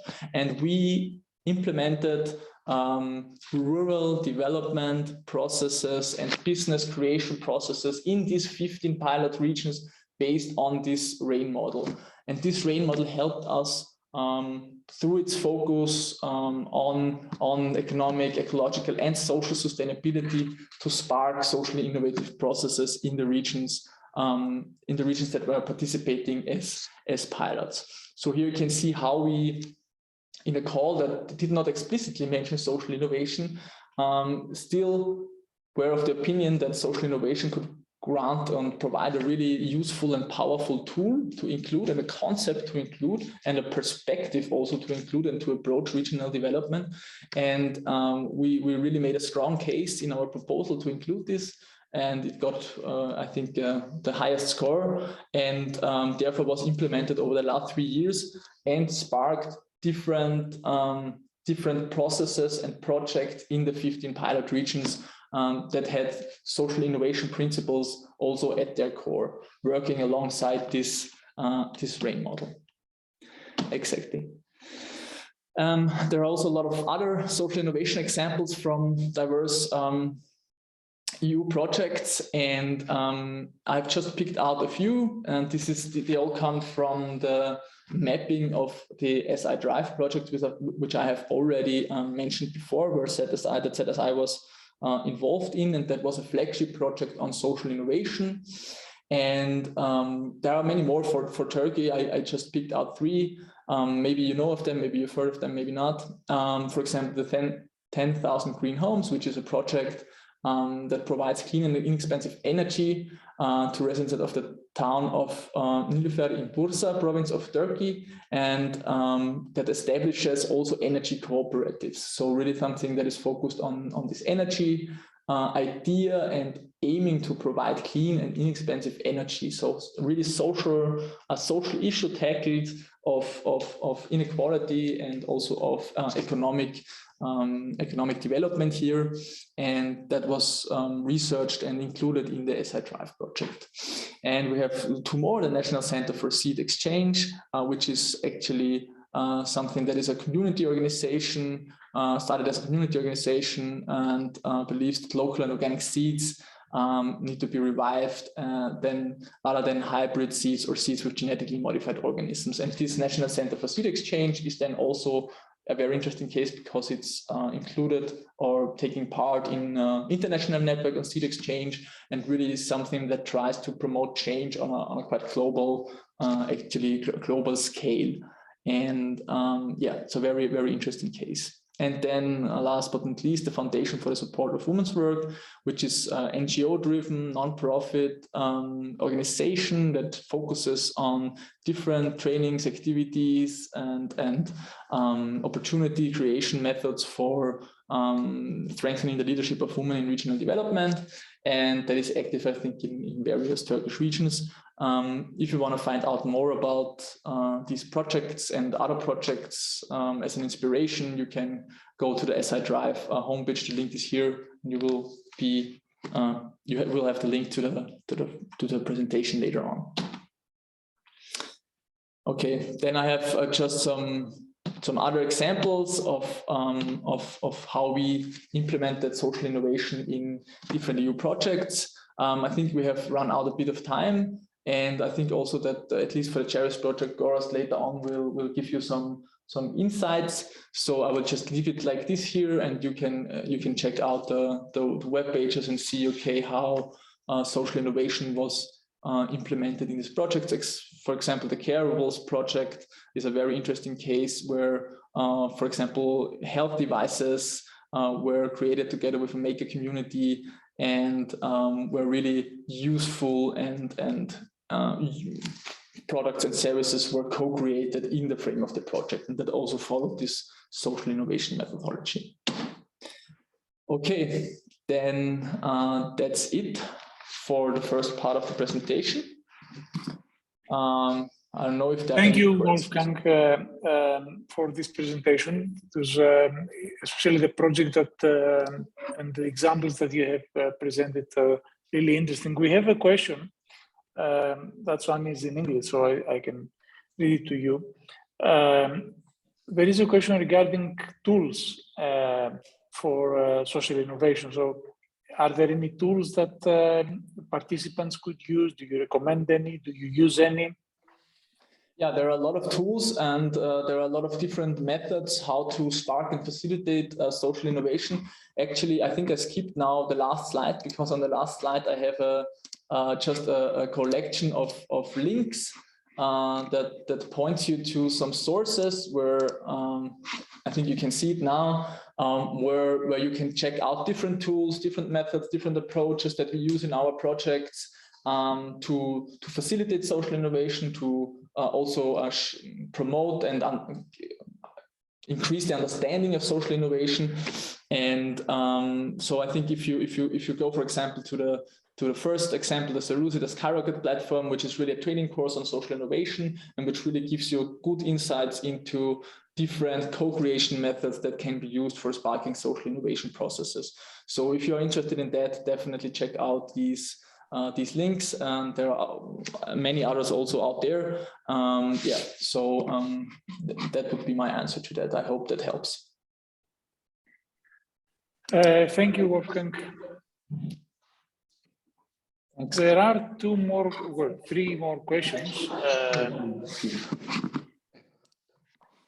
We can see higher impact of social entrepreneurs, but you have just mentioned that social innovation is more important. So why is social innovation more important than social entrepreneurship? I wouldn't say it's more important, but it's definitely more broader. It encompasses much a bigger scale of society and human practices. Social innovation as a concept and also from a research perspective helps to understand way better a lot more processes in society than just the social entrepreneurship concept. Social entrepreneurship concept is focused on developing businesses that generate social value, which is obviously very impactful and can be very helpful, but it's not all that social innovation is, because social innovation, it goes beyond that. It's not to say that it's more or less important, but it just encompasses more than social entrepreneurship. So it's important, especially also in the European project context, where we work a lot, for example, also with pilot regions, where we do work with public actors to see that it's not just about social enterprises. It can also be about generating new associations, community projects, community energy, seed exchange networks, which are not social enterprises, but they still create a lot of impact. Yes. Two more questions. There is a question, and I hope that I have translated well. So can we apply with a subject such as the expansion of agro libraries, which awarded within the scope of UNDP, or do we have to apply with a new idea? And what's your idea? I have an answer for that as well, but please start. I'm not so familiar with the new with the agro library, but I think it can be considered as a socially innovative project. But this is something that also has to be, seen over time, how it evolves and how it develops. So I wouldn't have a final answer on that. But I'm also curious on what your opinion on this is, Odysseas, if you want to share. I believe that all these examples, especially examples from programs other than Horizon Europe or the other programs of European Commission, expect synergies with other donors. So any program that you can match with either a United Nations program or call, or even a structure from structural funds or from interregional funds or from bilateral, it is something that you should pursue as a participant. So you should build your ideas and you should build your project, and that goes for all projects, not just projects under social innovation, in a way that you maximize synergies and you maximize results. So it doesn't have to be a completely new idea or something that has never been implemented before. As Wolfgang said, that there are cases where we see incremental innovation. This is expected. So you can use something that it's there, as long as you add something to that. So it doesn't have to be disruptive. It doesn't have to be completely new, as long as you bring a new approach to that. Yeah. If I may add something regarding this. This is very welcome to have ideas or to uptake the results of the previous projects and actually continue developing further or in the horizon. This is called exploitation. Actually, you will have tomorrow, you have mentioned, I think, a webinar on exploitation and dissemination. And this is one of the outputs of each project, but you can do it also vice versa, to take it from another program and actually make it that it fits to the core. So this would be my answer to this. Yes, thank you, Coraz. There is another question. I'm not sure if I understand it correctly. If official status is required to apply for social innovation, or social platforms or activists are able to apply. Now, this, and again, this goes for every proposal. Horizon Europe is open to legal entities. depending on the call, there may be some restrictions. So other calls are open for all, other calls are open for public entities or for NGOs. Usually, most calls are open for all kinds of entities. So you can see public institutions, NGOs, academic institutions, all participating in the same call together. There may be some restrictions, or there may be some exclusions, like the EIC accelerator, for instance, which is open only to SMEs, but you can see that in the specific calls. Now, the only restriction is that you cannot be a physical person. You need to have a legal entity. If you have an established legal entity in one of the EU member states or an associated country or a country that is eligible under Horizon Europe, then of course you can participate. And again, usually you need a consortium to do that. So there are very few calls that allow you to participate alone. Also, I would like to make an addition for the previous please. question. They can continue with the project idea on agro libraries, but it's also obviously necessary to find a relevant call that is in line with agro library project idea. So I would suggest you to check funding and tenders platform to see if there's a relevant call or if there is a horizontal call that you can apply with this project idea. Very good, very good. I introduced briefly the cluster on food, and I think definitely would be some good synergies with some of the calls that are launched under the food cluster for this agro-library ID. So yeah, just confirming that these synergies are very welcomed and very encouraged. There is a final question, and I think we can move on to the next presentation. Should we add social entrepreneurship activities in our social innovation projects like marketing? Now, I'm not sure if marketing is a social innovation activity or how you mean marketing, but maybe Wolfgang or Goraz have another idea. The marketing as such is not really at the core of social innovation, but in the discussion on social innovation, there's also been the question if it can be seen as a process innovation that also has expression in terms of marketing. So I wouldn't completely disregard it, and I would say that there can be found some specific incidents where this would make sense. Especially if you frame it a bit, as we have said, in the social entrepreneurship context and developing new forms of also organizing and promoting social entrepreneurship in specific cases, then I think marketing also has a place in this framework, although I wouldn't consider it at the core of social innovation as such. Yes. Although we may have understood these questions the other way around, the more I read it, maybe it's if we can include more social entrepreneurship activities into a marketing project. So if we have, let's say, a marketing activity or maybe a dissemination activity, if we can include social entrepreneurship activities in that activity.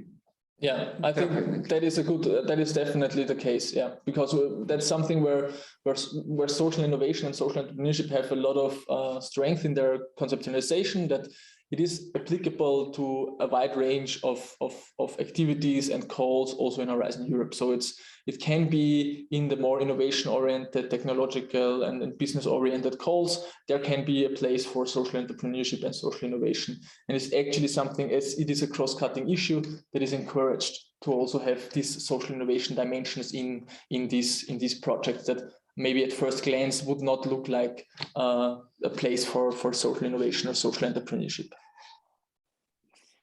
Thank you, Wolfgang. I would like to thank all participants because indeed the questions that they posed are very interesting and they gave us the opportunity to have this discussion. I think we can move on to the next presentation, and of course there is always time for questions later on. Yes. Okay, we go straight to the next presentation, or is there a short break? No. We can have a very short 5-minute break Yeah. Now I think it's a good time to have it. Yeah. Just 5 minutes and grab your coffee, grab your water, and be back in 5 minutes. We'll start in 5 minutes again. Perfect. Thank you.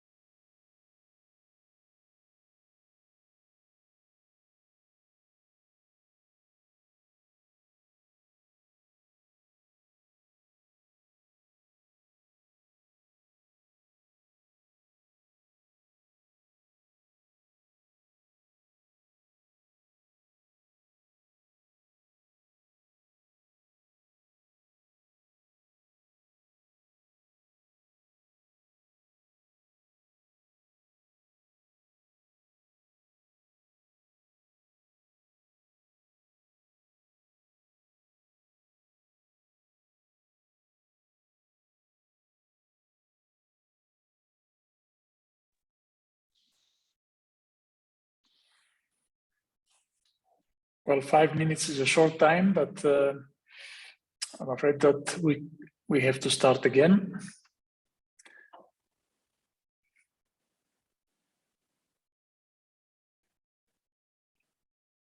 So Wolfgang, whenever you're ready, you can go to the next presentation. Yes. Okay. Perfect. I will just put it on. Yes.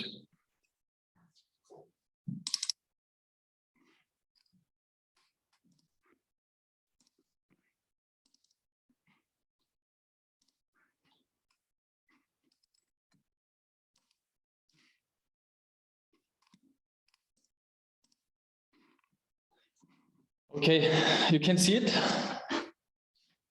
The correct slide in full presentation mode, I hope.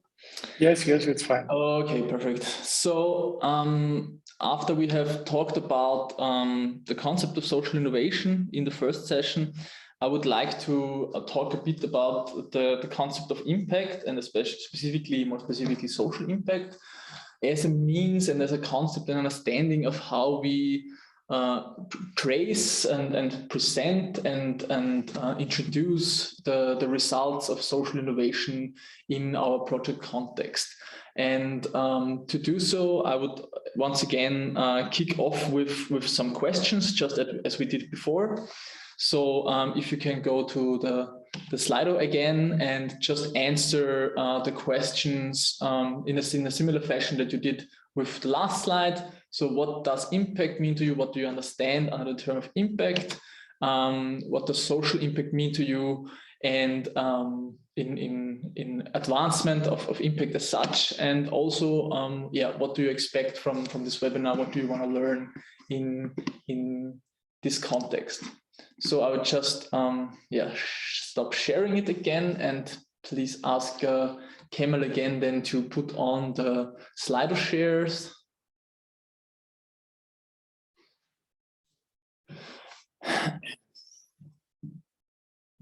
Okay, already a lot of people contributing. Thank you for that.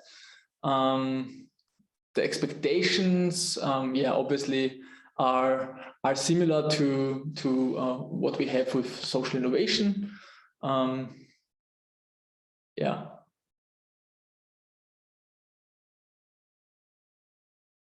Yeah, what impact means to you, and I think very prominent is the topic of change, and this is actually, I think, very, very good and very adequate to what impact stands for.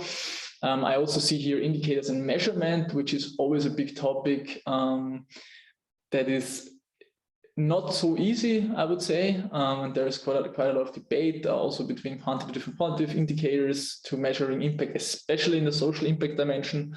We will have some input on this, and I hope that this helps you. Some impact that we developed in our projects. Also change in behavior I saw there, which I really like, because I think that's really what impact is about changing behaviors and about changing long-term interactions. Then social impact, what do we have here? Changing the daily routines also goes alongside that. And we have heard that already in the social innovation discussion before, that social innovation kind of aims at this change in the long term. And yeah, so improvement for human life is something that can also be considered, I think, as an impact category, especially in social impact, but it's also has to be clear that it's not always improvement, but sometimes it can also be an adverse impact effect. But we also hear a bit more about that. Transforming social structure, obviously I very much agree with that. And yeah, we can go to the next slide if you want, Kemal. Exactly. So what do we expect from this training? Yeah, to know more, I hope I can help with that. And yeah, increasing awareness about impact is good. Learning impact tools that will be a bit difficult. You shouldn't expect too much on that front, because we want to focus also on how we conceptualize it in Horizon Europe project. So you will learn on how to do this. You can consider this a tool actually. But there are also a lot of impact tools out there. Okay. Then I would say we start now with the presentation. I go back to my screen here.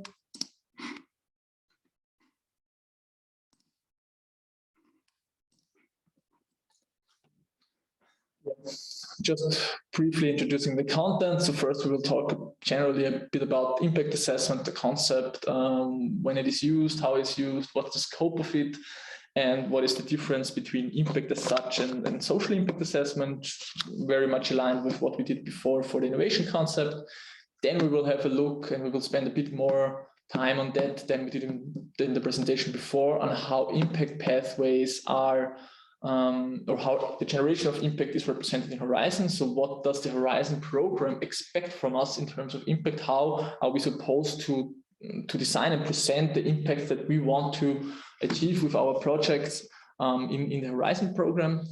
And then we will have some examples on this, how we developed such impact strategies, as we call it, for different programs, for different projects in the Horizon 2020, and actually also kind of a sneak peek into such a conceptualization in Horizon Europe project, which is has not been funded yet because the first call round of Horizon Europe has just launched in autumn, so where we participated. So, but it's I think a very good example that shows you how the changes in impact strategy presentation developed from Horizon Europe, from Horizon 2020 to Horizon Europe.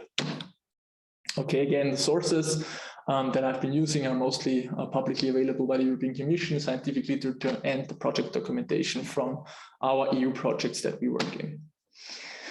Okay, then let's start with impact assessment as such. Impact assessment can be considered as, the definition of impact can be considered as consequences arising from research and other interventions, as a very, very broad general conceptualization. It is generally something that is normatively defined. So if we speak about impact, we speak about things that we want to achieve in our research project concept.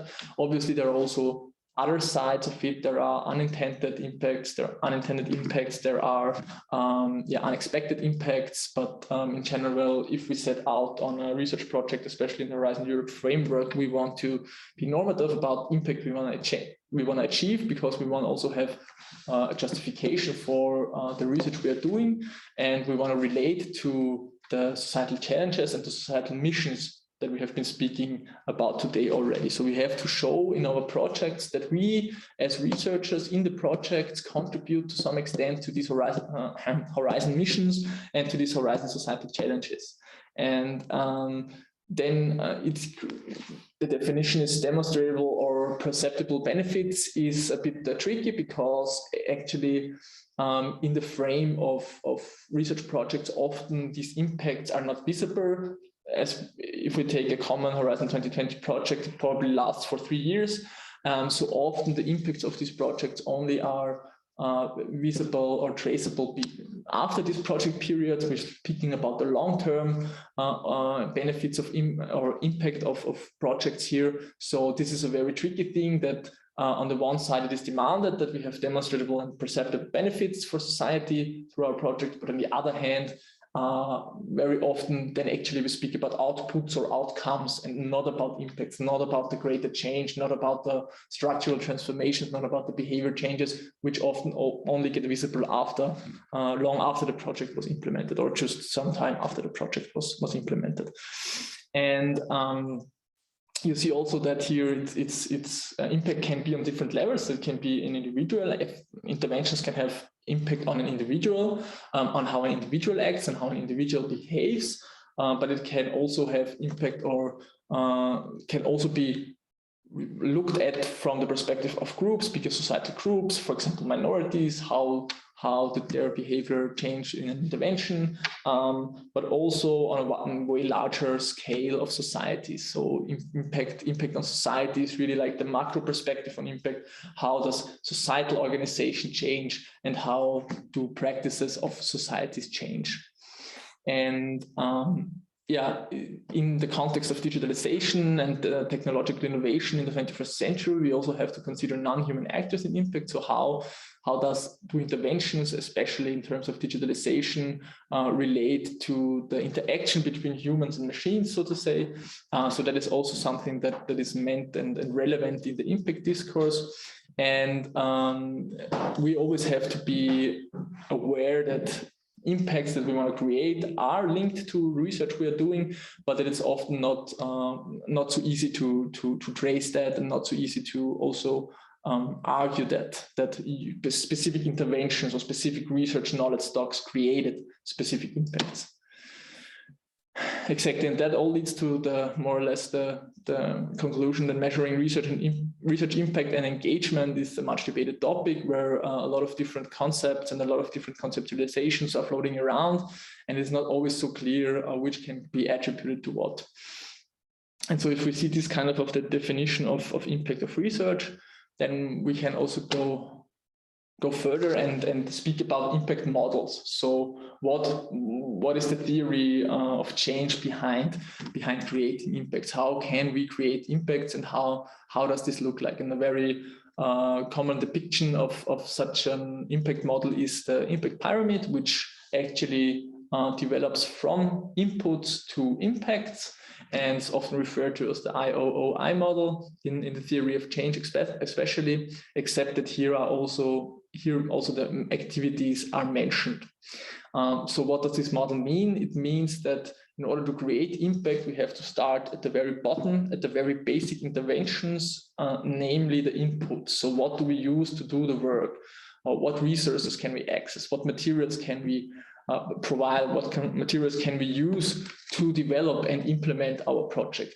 And which can we use to develop the activities in our project? So what we actually want to do is based on what resources which we have available and which we can access. So if we have the inputs clear, then we can define which activities we can implement in the frame of a project. And only if we have these things, if we have these two things clear, then we can go on and say, okay, these are the results that we want to deliver. These are the outputs. These are the actual products that we want to deliver. These are the research, the research outputs that we want to deliver. The scientific knowledge hub or stock that we want to create or that we want to contribute to, but also the practice-oriented things that we want to develop. For example, these are the businesses that we want to implement. This is the product that we want to introduce, and so on and so forth. And if we know about our outputs and the two stages before, then we can think about, okay, what are the outcomes that we want to wish to achieve? So what things do we want to achieve with these outputs? Which kind of a bit like more midterm oriented changes do we wanna nudge with our project? So these are not immediate outcomes or not immediate outputs like results or scientific papers or publications, but it rather is an outcome, a changed knowledge, a changed access to resources, a changed specific organization model, for example, in terms of business models and business control and rural organization, as we have with the LIFRA project. And then if we have these outcomes defined, then we can talk about what we aim to change in the larger overarching context. So which impacts do we want to create? Which practices do we want to change? Which practices, which actions, which behavior do we want to change? Which structures do we want to transform? Also, which maybe production modes do we want to change? And you see on the right side of the pyramid, you see the two arrows that point to a very crucial consideration if we speak about impact, because the first arrow from the bottom up shows us the things that are under our control, so the things that we directly can produce with our work, the inputs, the things that we can use, the materials, the resources, the activities, the actual things that we're implementing, the work package that we structure our project with, the tasks that we are organizing, that we are implementing, and then the outputs that we are creating, so the results of all these activities. So what do we actually produce? What do we have at the end of our project? What we have to show for example, the RAIN model, for example, I don't know, scientific publications, and so on and so on. But then the outcomes and the impacts, they are not as much under our control anymore. So they are influenceable, and we can nudge them, and we can create an environment where they flourish, where we can contribute to achieving the changes that we envision. But there are other factors out of our control that influence this. For example, the regional setting. Is our pilot supported by the regional context on a longer term? Has, for example, a public actor interest in scaling this specific RAIN business model, this output from the Library project that I mentioned before? Is it willing to implement it, to share it with other partners and so on, or with other stakeholders? And if that happens, if that outcome is materialized, then it creates impact and change, and then it changes how the regions interact, or how the regions structure their rural communities. But this is something that always comes along with different aspects of or different inputs from other activities, not just the activities that we can directly influence, that then we can directly implement in the course of our project.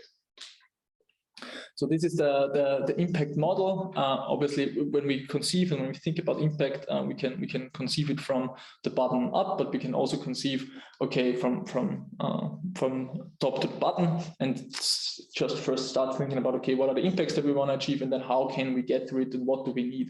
So this works actually in both ways. So what we have heard about the impact so far. Impact is not certain, it's not completely under our control, and it's often hard to influence and steer because a lot of other factors play into creating impact. It's therefore also not always predictable exactly, and it's surprising, and depends on external factors, and is obviously not linear. So there are a lot of components that play into the impact. And I think this probably reminds you also about the discussion about impact that we had before with social innovation that I mentioned, that usually one intervention doesn't create specifically all the change that we envisioned, but there need to be other things factoring into that change. So we can only contribute, but we cannot achieve solely. And if you are aware of that, that helps a lot in actually producing useful and effective results in your research projects, and helps you a lot in structuring your proposal and your project as such. Exactly.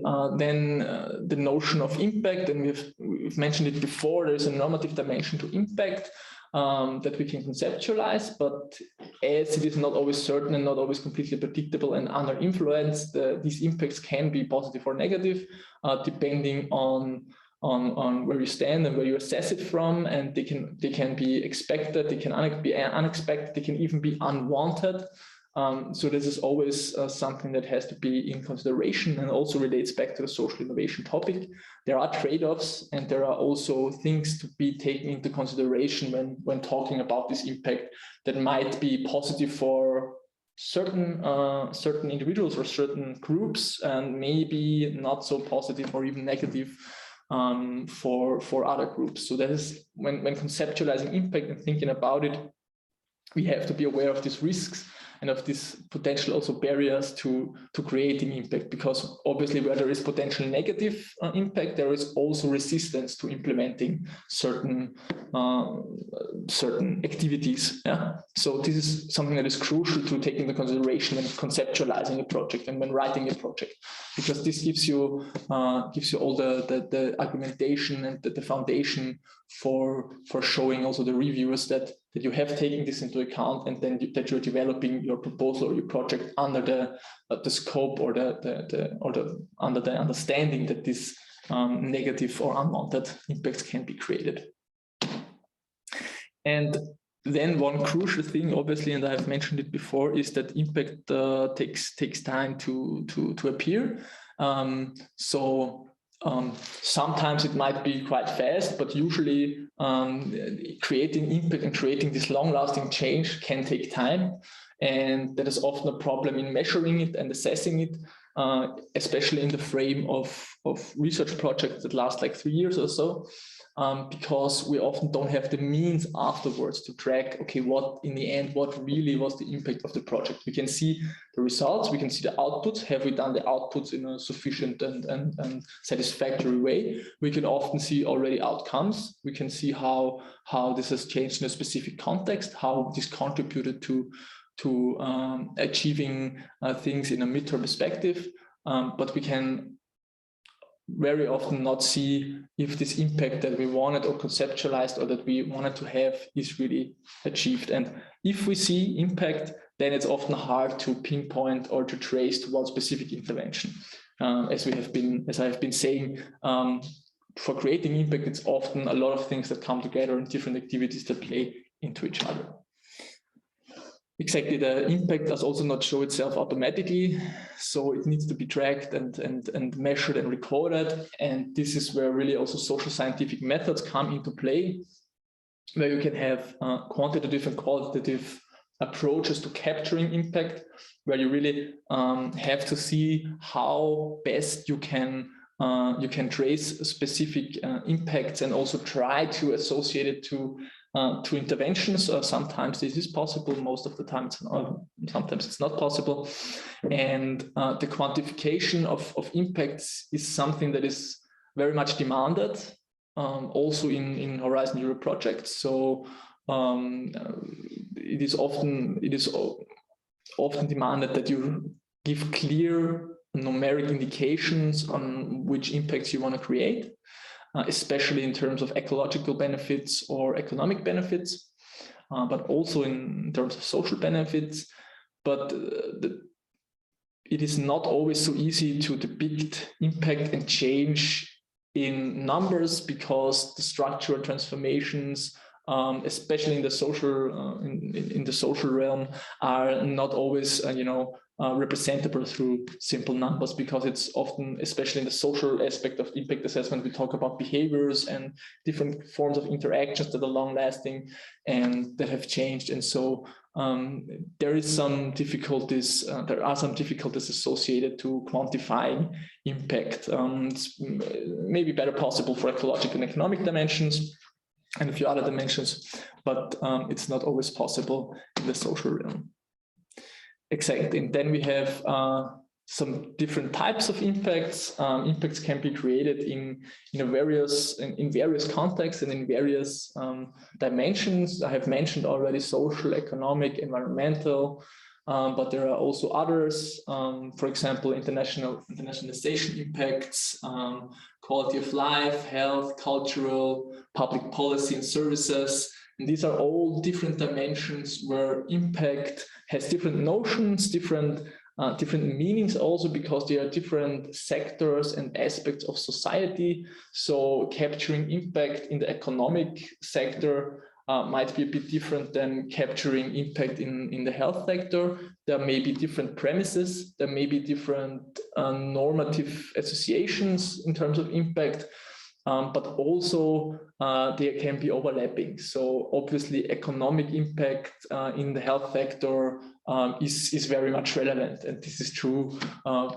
mostly for all of these fields, and there could potentially be depicted more of these fields, but they are overlapping and show that impact or should show that impact and how we conceptualize it and how we want to measure it is very much dependent on the societal field where we are acting.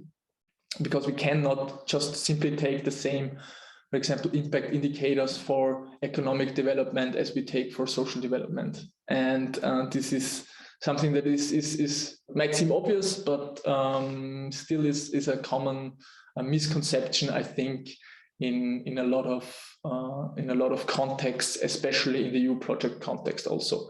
And of course, in all these dimensions, the issues that we have discussed or that I've just brought up on the general aspects of impact are relevant. And then once again, to refer to the Sustainable Development Goals, as the Sustainable Development Goals have been really a guiding framework for international cooperation, but also, and very much so, for the EU framework program with Horizon Europe that implemented a specific alignment of their program with the SDGs. because these are not sustainable development goals that are focused on the developing countries, but that are really effective in all the world. They also set out things that we want to achieve. And even though some of these SDGs are maybe more formulated as outcomes, they have a general notion of change that should be achieved on a societal level. They want to create sustainability in cities and communities. They want to change how communities organize. They want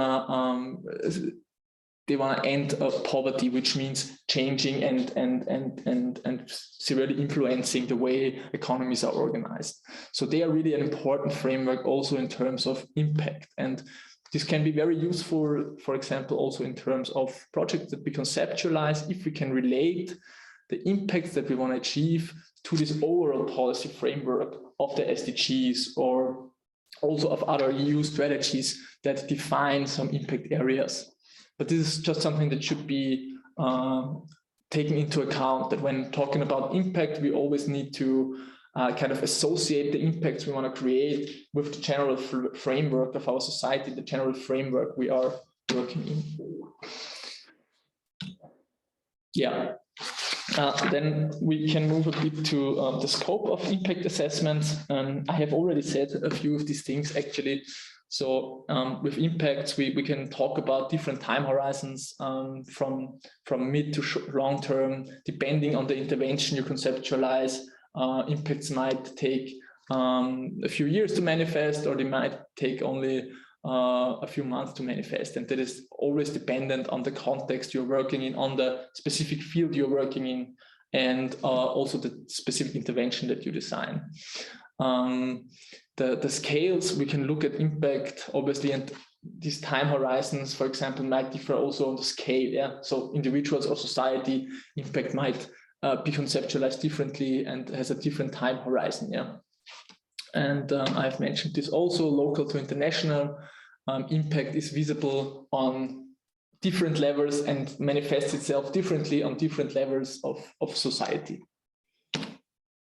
And exactly different also, obviously, in the domains and types that I have already mentioned before, actually. And yeah, now a bit about the indicators, just here as a first peek into it. So there is a good approximation of the range of diversity of indicators that we are working with when talking about impact, because you see that you have here understanding and awareness as one of the indicators potentially, and it becomes quite obvious that the others, attitudinal change, behavior change, decision making, are really things where we talk about long-term changes in human behavior and human practices, and where it's quite difficult to put numbers to it. So here we pick up actually again the issue of measurability of impact and the measurability of real impact, because often we say impact, but we're rather talking about outcome or even output. And this is also kind of, I think, a problem that we often overestimate the power of quantification of these indicators.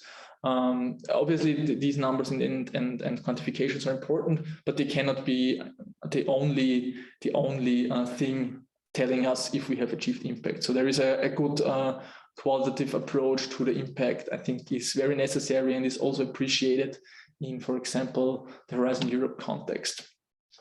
Exactly. So now we have talked about impact, and I've already focused a bit on social impact as such. But what do we mean from a definition standpoint when we talk about social impact assessment? Social impact assessment includes the processes of analyzing, monitoring, managing the intended and unintended social consequences, both positive and negative, of planned interventions, policies, programs, plans, and projects, and any social change processes invoked by those interventions. So in this definition, you see a lot of these considerations that we have raised before. For example, the different scales, the different types, the policies, programs, plans, projects, these represent different scales that we have talked before. and also the social consequences that really focus on the behavioral change, and the change in structures, and the change or the transformation of human interaction modes on the long term. So really the impact, the transformation that has been achieved, and with a clear focus on the social consequences, as we see here.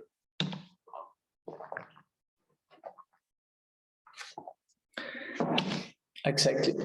This is just another representation of this. We have different scopes that have been introduced to this through this definition also.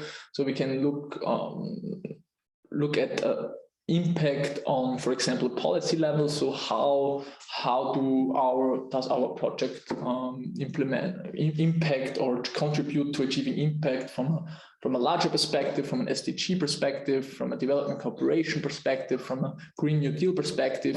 How do these policy interventions create impact, and how can, for example, single projects contribute to this, to creating impact on this level? Then we have the program level also, which is, for example, the evaluation of research, technology, and innovation programs, where we really focus on how have different, for example, funding programs achieved impact on a larger scale. So Horizon Europe, for example, also does this program level evaluation and really works with their indicators that they collect through the different projects to see how they contribute, how they support the different policy levels and the different policy frameworks and goals that have been set out. And then we have obviously the project level, where we design specific impact assessments for projects. So project levels can have impact on a smaller scale, and they can also have impact of they can have their impact assessed, but obviously with the limitations that I have mentioned before. So if we focus on this conceptualization of impact and impact assessment on a project level, because this is where it is really relevant for us as researchers to try to have a good understanding of how we have to deal with impact in the different levels, on the different aspects in our research projects or in our innovation projects. We have various tools or methods on how to work with impact and how to conceptualize it and how to think about it. And one of them is I've mentioned before, the theory of change and the input, output, outcome, and impact level that tries to, as I have presented in the impact pyramid, rationalize how different impacts or different steps of the impact pyramid come to life. And if we shift that more or less to a conceptualization of a project, that would lead us to different steps and different questions that we have to pose, and different questions that we have to ask ourselves, and that we have to ask to our project or to our understanding of the project. So obviously, this is depicted here as a circle, so as an iterative process that always goes on and actually is not just a linear step-by-step approach, but always reflects itself and tries to update it also throughout the project, because things always can change. And it basically starts with the question of what we want to implement and what societal problem we want to address. So if we start from this perspective, we can and this is very much the same as the impact pyramid that I showed before, but helps again to really focus, okay, on how to design it in a project context. Is what do we want to implement? What are the activities we use? What are the inputs we use? What are the activities we set? And what do we want to address? So which societal issue specifically are we addressing with our project? And what steps will we take to address it? And obviously then the indicator framework, okay, how will you measure success, social benefit? So in the first step, success also defined through the outputs. So how can we say that we have sufficiently and developed our outputs to a good way? We have to set out frameworks for that, and this will also be relevant in the next presentation by my colleague Gorazd, who will talk a little bit about that. And then really going to the next question on how we can increase the social impact. So how can we really produce or contribute to this social impact? Always under the limitation that, okay, we have this normative aspect of it in it. How do we want to relate to the impact? How do we want to create it? How do we want to contribute it? But with the limitation that it's not always under our control, and that is really the impact, depending also on the scale and on the different scope of our intervention, comes apart only with the combination of other interventions that are out of our control, or external factors that cannot be influenced by our project directly. This is basically just once again the impact model, and I will not go through this again. And I have referenced it now a few times. Here is again the social innovation idea, and the social innovation idea definition by the European Commission. And you see that it is very much related to our definition of social impact. So it talks about social needs, creating social relationships, forming new collaborations, in short, changing social modes and social organization modes. And this is, if we go back to the definition of social impact, is something that is very present here, the social consequences and the interventions and how they shape and how they are implemented, and the social processes invoked, especially by these interventions. So the social change processes. So you will see that these two concepts, they go maybe not hand in hand, but they are very much related. And if we think about social innovation, we should always have also a thought on social impact and how this impact is created, and also vice versa, I would say. And I mean, there have been questions about tools for impact assessment and social indicators. And actually, I've been working in this field also for 10 years almost. And this is an ongoing debate that really draws a lot of attention, but that so far, I have to be honest with you, have for me personally not produced any sufficient results or any really indicators where I say, okay, they are capturing social impact adequately. And this is part, and I think it will never be possible, because we always have to be context specific when measuring impact, and we always have to reconceptualize and rethink of how we define the impact with the new projects we're working on, with the new contexts we're working in. So I think this is really something where change is always a part of our research process and our thinking process and our project process.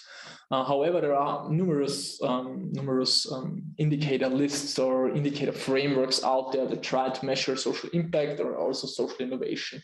And I found that one of them specifically intriguing, also because it was developed in a project where I was part of it, which tried to capture specifically indicators for social innovation that then can point to social impacts achieved in a specific context. And if we go through the indicators, we have here, okay, look at the new improved solutions and check out, okay, which processes, which products, services, technologies, business models have been implemented. And obviously these are, I wouldn't consider impact indicators, but rather outcome indicators, but they can give an indication of how the impact shapes up and how it can be produced and what we have to look for if we really want to assess impact as such. And there are other issues, other indicators such as the target groups and the number of beneficiaries, very important if we talk about the scale of innovation and also the scale of the impact generated, related also to the geographic scope, such as neighborhood, municipality, and so on and so on. And this is something that is really important to have in mind when talking about impact measurement and talking about the measurement of our interventions, is to choose the right scale for defining indicators and for defining the specific things we want to look for. I won't say measure, because I think often if we talk about impact, we have to be open to the possibility that it's not measurable in a sense that we can put a quantifiable number on it. But it's might be a combination of different numbers, or it might be just be a more qualitative output. And there are other indicators that are listed here for the role of digital technologies, assessment of specifically innovations compared to older solutions, really social innovation focused, and then also about the social anchoring and the scaling mechanisms. So these kind of conceptualizations can help us to put a framework up that is pointing towards a strong impact assessment and impact monitoring also. So when we really want to measure the impact, there are certain steps that we have to take and that we have to follow in order to conceptualize it in a strong way, and in a way that makes it also arguable that this is associated to specific interventions. So we have to identify obviously the baseline where we depart from. Only by having a baseline, we can see, okay, how has it changed? How has it developed? What is different now? Has it somehow changed the current status? And so the baseline definition is always the first step when talking about impact and talking about conceptualization of impact. And then we have these two options of going a more qualitative or more quantitative way. And I've been making a bit the case for the qualitative side, because I'm active in a lot of social innovation oriented projects that deal with this social impact, and usually the most fitting way for us in trying to monitoring at least the impact or the potential impact, and we often speak about impact tracing, because we say we don't want to fix it, because in the 3 years we're developing a project, these impacts might not manifest themselves. So we try to get indications and first traces of impacts. And there really qualitative data is something that we use a lot, collecting the knowledge of the beneficiaries of interventions by different channels, such as focus groups, interviews, and so on and so on. And so I think this is really something that can be useful, especially if you're talking about societal impact. And obviously there are a range of quantitative data and statistics that you can use for defining impact and for working with impact, and that you can also use in your projects, but they are really depending on which specific or impact you want to approach and want to measure. There are scientific ones, such as number of publications, workshops, doctoral theses, and so on and so on. There are public outreach impacts, there are policy impacts, and so on. And once again, these numbers, putting numbers on publications, I mean, that doesn't say a lot about impact as such, but it can be a proxy used for, okay, we have here a new knowledge stock on specific topics, for example, that was created and that has changed ways we see scientific topics or scientific knowledge. So we have to be always really careful that these quantitative data, they often trying to capture impact, but in reality what they do is capturing outcomes or even outputs. So this is always why I make a strong case also for long-term qualitative studies that focus on the change of behaviors and of activities.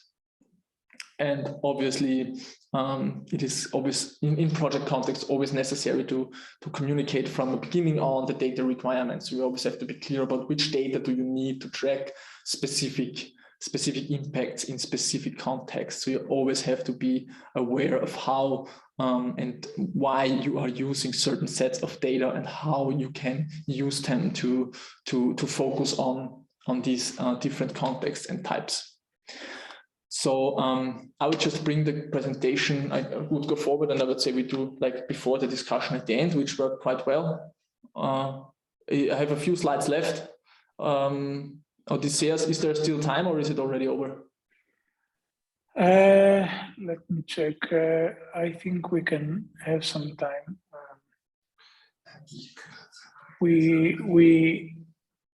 need to finish with Gora's presentation by 5. Yeah. So okay. it depends on This you is fine guys. for me, Odysseus. I will, because Wolfgang already mentioned the project. So Okay, for me, okay, this sure, is fine. Yeah. Let's see these 2 questions that we have. Okay. We have a new question about, will you consider helping mentoring the promising projects to make them more effective for social problems they want to solve? Well, sounds like no for now. Well, I'm not sure if I understand the question correctly. Is the question if I can mentor it, or? Yeah, I don't know if we can offer this kind of service of mentoring the promising projects and what these promising projects will be. I'm not sure if I can understand this. Well, we don't offer mentoring services as such, but we are developing and co-developing a lot of projects with social innovators, with social entrepreneurs. So yeah, if we're always working in projects and programs with different ideas and different concepts and trying to facilitate the establishment in the framework of these different Horizon 2020 or Horizon Europe projects. So yes, we do this, but yeah, not as a specific service, I would say. Maybe. So yes. Actually, just to make it clear, we are a research institute. We are not a consulting company. So we do not offer consultations for others in project, because we are writing projects for ourselves. However, as Wolfgang said, I would like to say that I have a long-lasting cooperation with Turkish researchers. There are a lot of good Turkish social scientific researchers, and we cooperate in the projects also, and also with others. So for our side, this is not a problem for the cooperation. Thank you, Goraz. There is a question in Turkish, which I'm not sure I can understand. Maybe İlknur can, or Chari or Kemal can translate that, because I don't think that I can understand that.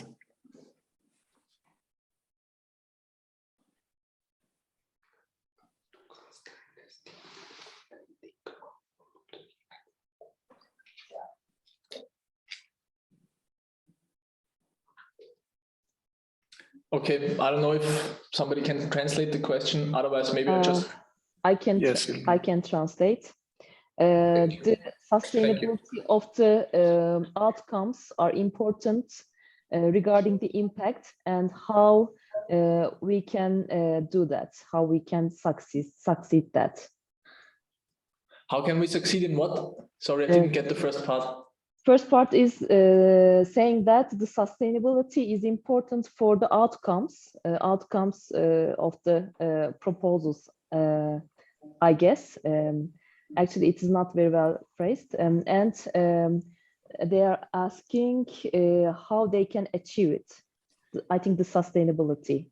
And having a good impact of sustainability. Yeah, no, and it's a very good question, and it's always a big question in every project to kind of already think in the proposal stage on how can we make these things sustainable. And I think this is something that is very relevant also for the communication, dissemination, and exploitation. Also training, I think that will be available tomorrow. But I can just say that you always have to write a good project that controls the activities and inputs that you use, and then you have to develop strategies in the course of the project that how these outputs will be used after the project ends. And you have to look for synergies with other projects and other institutions and so on and so on, and you have to make that clear in the project itself, and then you can try to make these outputs actually sustainably taken up by actors, so they create this change that we envision and that we want to have. If I may add, the issue with impact is because it's very good. This would be maybe my suggestion.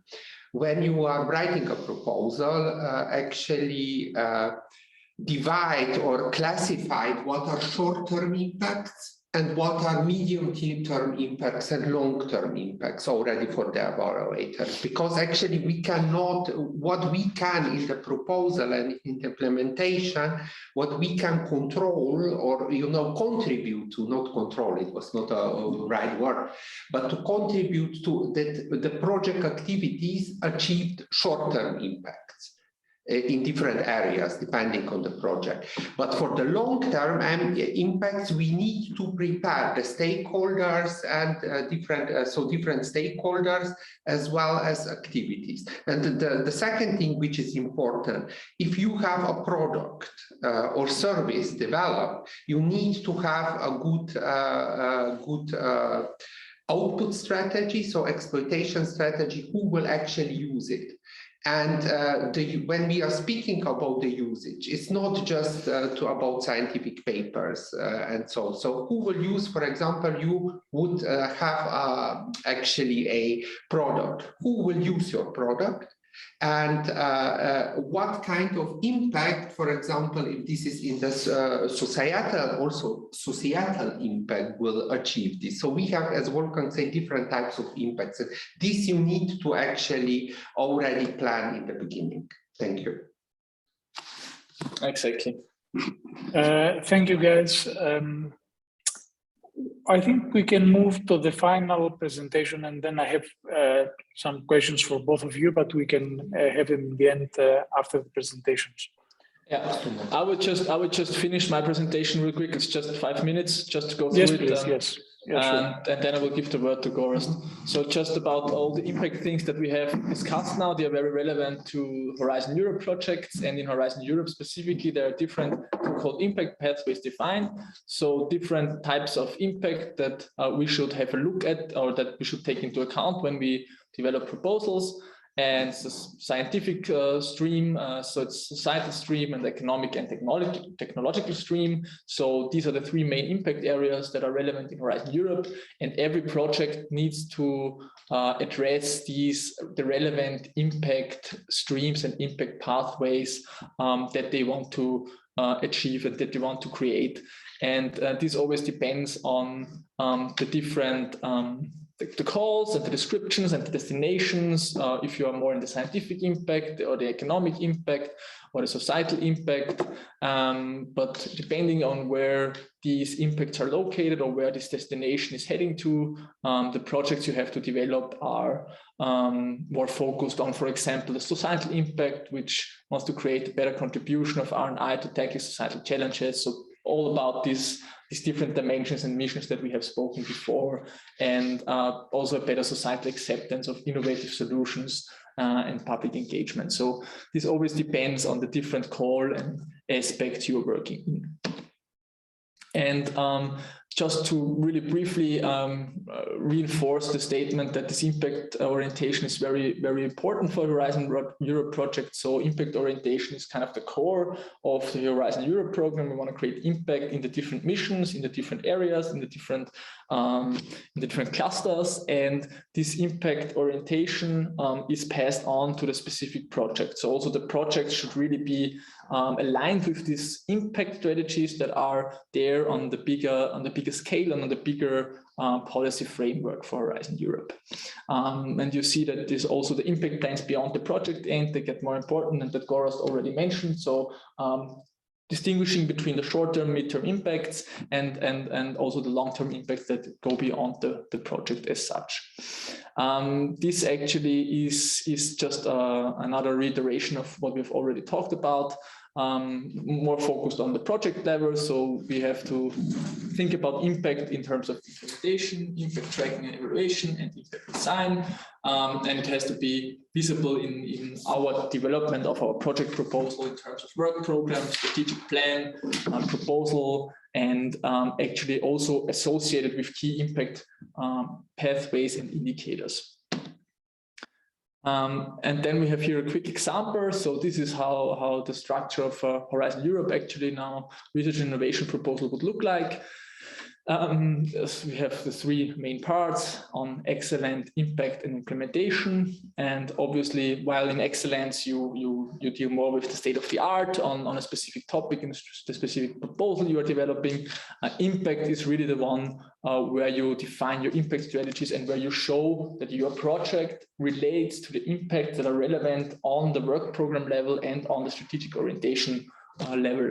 And one of the most important tools to measure to maximize the impact is a dissemination strategy, is an exploitation strategy that defines on how you want to take up or how you conceptualize that other stakeholders and other people take up the results of your project.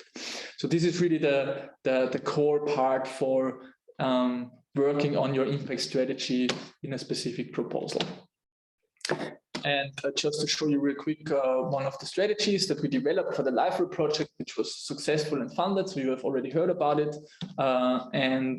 If we look at the specific core text, you saw in Horizon 2020 the specific expected impacts that were expected by the project. So the European Commission also already sets the kind of impacts and changes it wants to have created or contributed to by the projects.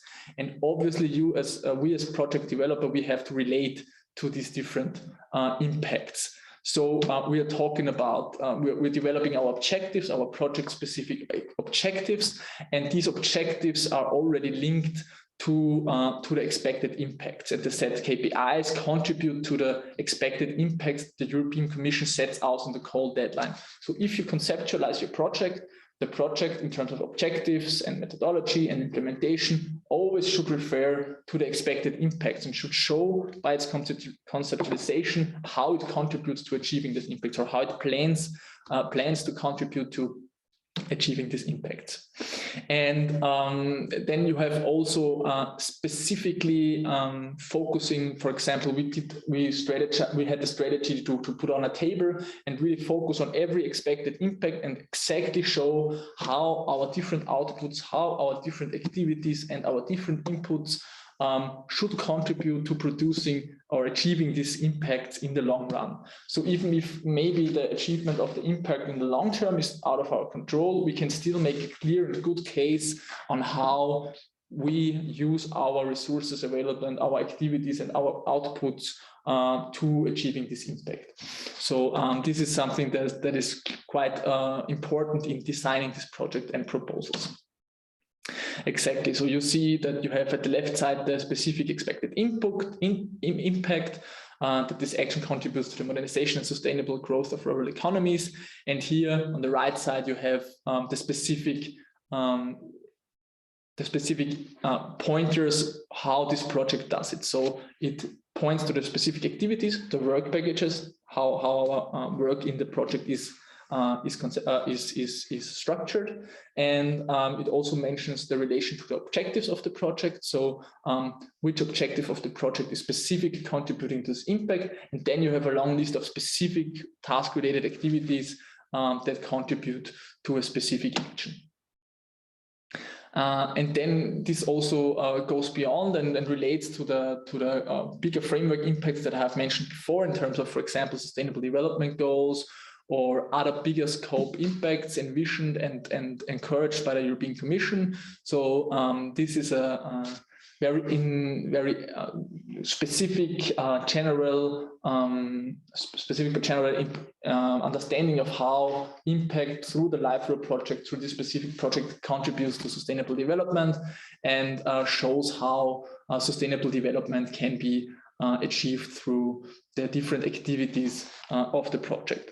We always have to be aware that, you know, as we have said before, these are things that are also out of control of the project to a certain extent, especially in the long term. But we have to make clear that all our project work is pointing or is aligned towards these impacts and towards creating these envisioned overall policy goals. Exactly. And with this, I would actually give the word to Gorst. Yeah.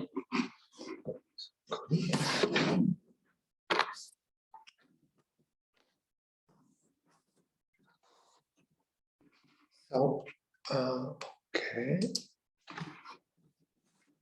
So thank you very much, Wolfgang, for this overview. So just to share my presentation.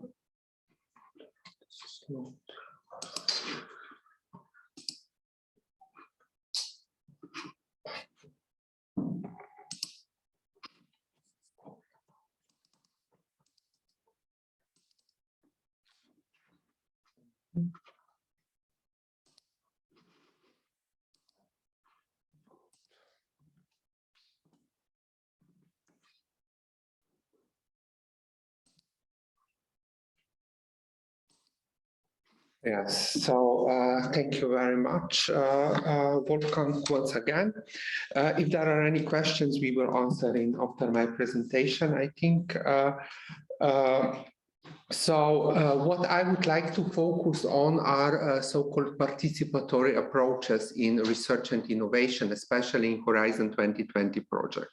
Why this is so important? It is in the last years in Horizon 2020, as well as Horizon Europe, the multi-actor approach gained its importance. So, and there are a lot of good proposals according to the evaluation also done by European Commission, which are proposing good solutions. However, they do not involve in the extent which it would be necessary also other stakeholders and actors to the developing, as I have mentioned before, developing on services and actually different services or products or new innovative frameworks.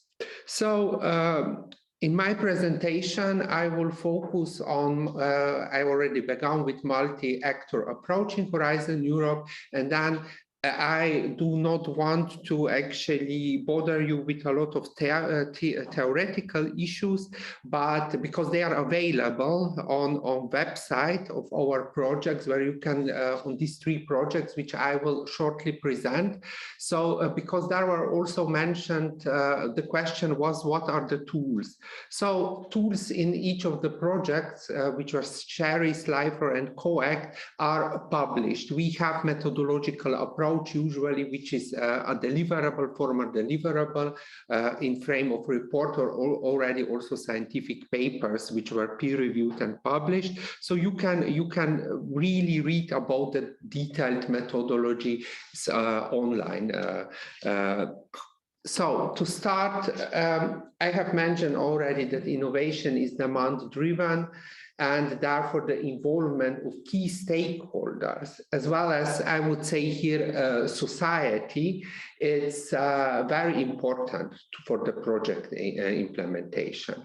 So when you will read in a call of the Horizon Europe, the majority of calls have this section when they say that multi-stakeholder or multi-actor or multi-beneficiary approach is or engagement is needed to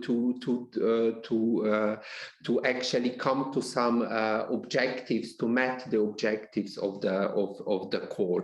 So this is meant by this multi-stakeholder approach. You would need to include different kind of stakeholders representing different dimensions of research and innovation. These are higher education institutes, so universities, can be also schools, so educational sector, then research organizations, businesses, industry, SMEs, policymakers, public authorities as agencies, because usually ministries do not participate, but agencies, public agencies and other authorities participate. Civil society organizations, NGOs, this was also a question before.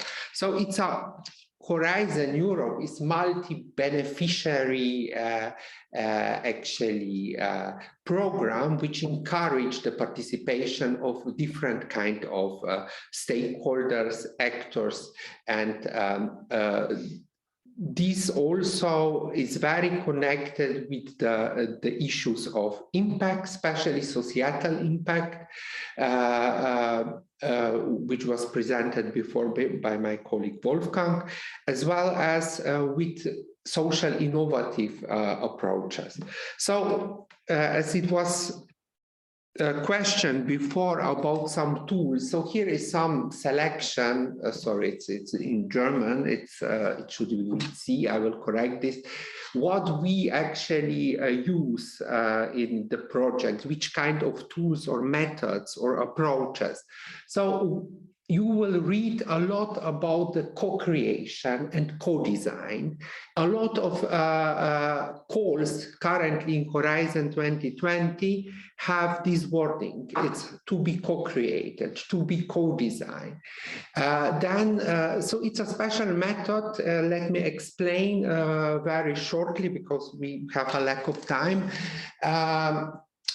Co-creation means that if we have a problem, or it could be a problem-driven research or some other, or we would like to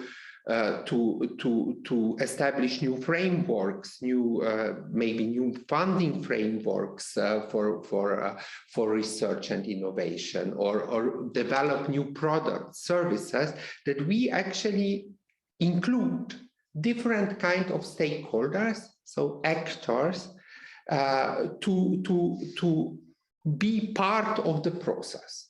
So then we are speaking about co-creation. So also it's very connected. So social innovation,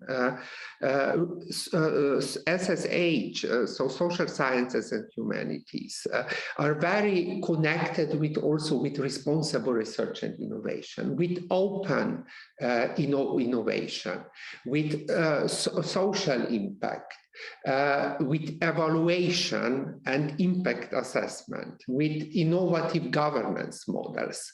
So what we also use is different kind of methodology, living labs, different kind of organizing a project as a hub, social labs, transformation labs.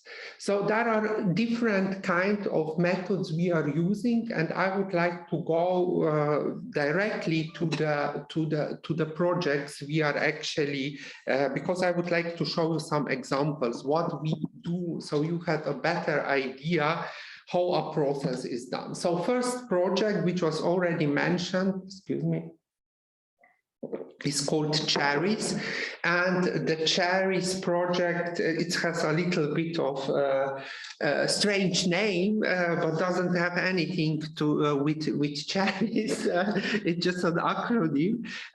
It's a project which supports responsible research and innovation, policy experimentation in healthcare sector in 3 European territories, in Cyprus, Murcia, and Örebro in Sweden.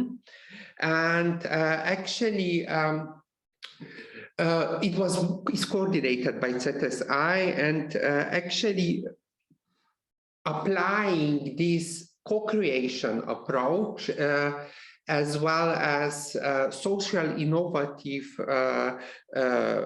approaches, the project received 15 points, which was really a very good evaluation, keeping in mind that actually this was a swap score. For you who don't know, in previous program, in swap scores, it was very highly competitive. So So, and in this, we are actually striving to the demand-oriented approaches, applying the RRI approaches to find the innovative, actually, the innovation at the end to have some innovative products or a service at the end of the project. We have in this project 3 pilot actions, and actually we started with need definition. So we invited different stakeholders through the social scientific research methodology. So we have actually have a call for needs. We have analyzed the needs, and then together with the different stakeholders in each of the regions, because each of the region you will see later have different kind of needs, and also solutions are different. So we have launched 3 calls, and then we have launched a solution, call for solutions, where innovative companies, SMEs, or whoever could apply in frame of the project for a solution.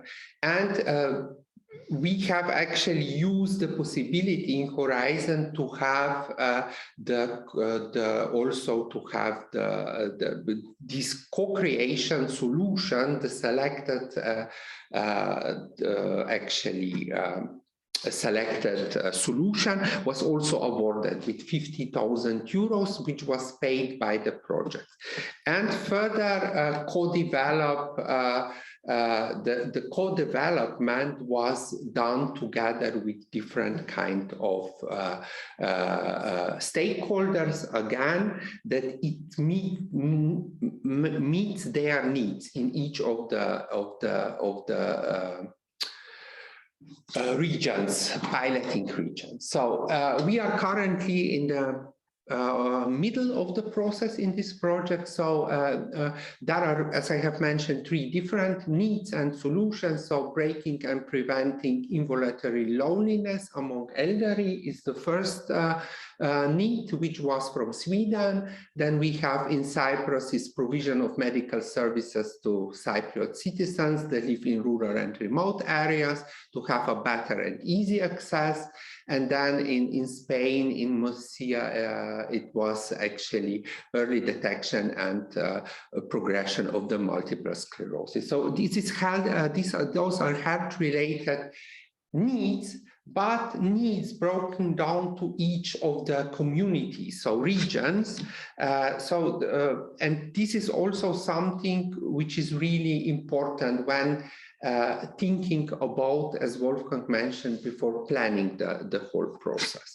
So here are now, you can see, I will not go to details because we don't have time. I still need to also present the co-evaluation. But here on the slide, you can see it also which kind of solutions were selected. Let me say the solutions were selected by the proper evaluation, where it was with local stakeholders as well as with international experts. So to have it that the solution which was proposed was feasible and it can be really done together in the co-creation process. So how such a process is actually working? Here in Cherry's project, it means like 10 months of co-creation after the solution was, after the solution provider received the grant, the 50,000 by the project. And this means that also multi-stakeholder teams co-design the solution. So this is what I meant before, that actually it's not just the solution provider got received the grant and they can do it whatever they want, but actually this solution is also co-created with different stakeholders in the region. So there are a lot of meetings, a lot of stakeholders. You see they are listed there, from policymakers, researchers, innovation experts, civil society, which is also actually, and in this case also hospitals, healthcare system representatives. Also the prototypes were done in some, so testing with patients. With patients we mean users, people who have, for example, multiple sclerosis. However, here we are very in line with all the ethical, I would say, requirements in Horizon projects, which are really very important and really taken very seriously by the project and also by solution providers.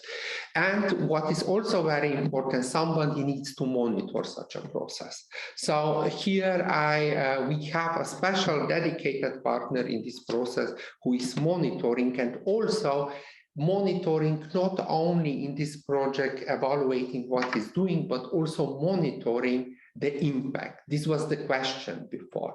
So you always, and this would be my suggestion, have somebody who is maybe not involved very much to the activities, but a dedicated partner who could do evaluation and monitoring from another view.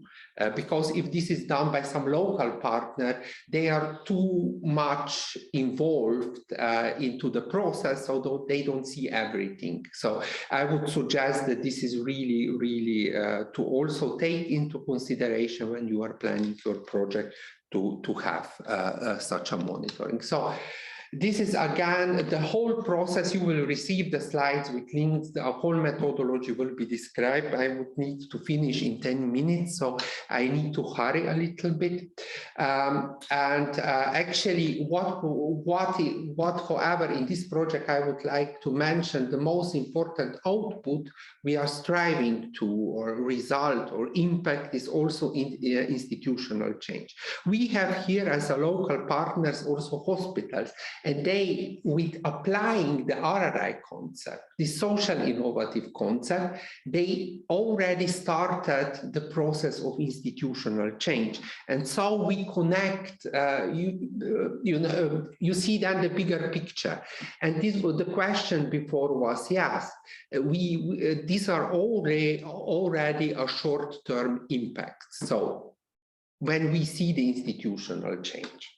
So the other project is LifeRule. Here Wolfgang already described the project very well, so I will not go to the details. What I would like to mention is that also in this project, actually, which was 4.5 million project funded by European Commission, targeting rural areas, in connection with Living Lab methodology. Actually, the project supported businesses, projects and initiatives designing innovative business models. So about business model, Wolfgang already has spoken. However, what I would like to stress here, also here in the pilots, we had a multi-actor approach.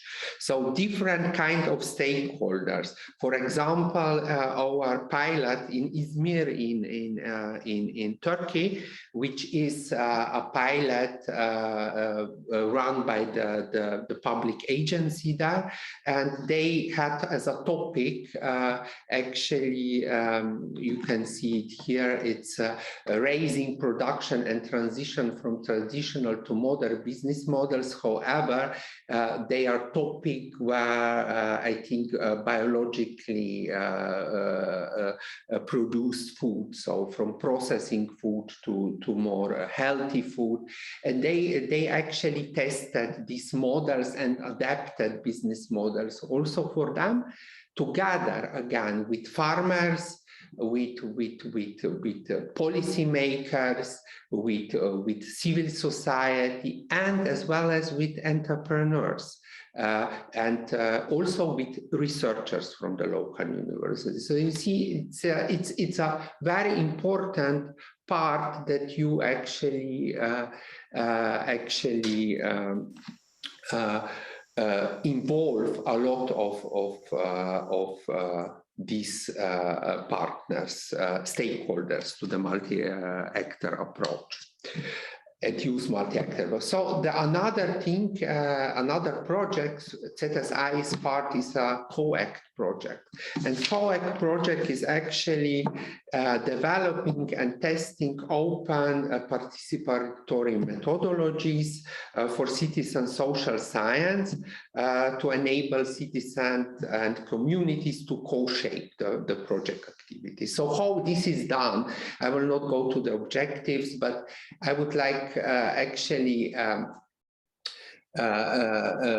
explain how this issue from when we are speaking about the citizen social science, which means participatory research and actually co-design of which is actually co-designed with different citizens group who are sharing the common social concern. So we have, so for example, this can be very good used by the project regarding the climate, regarding the unemployment, regarding the health.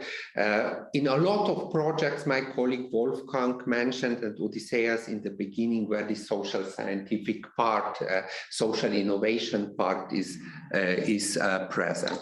So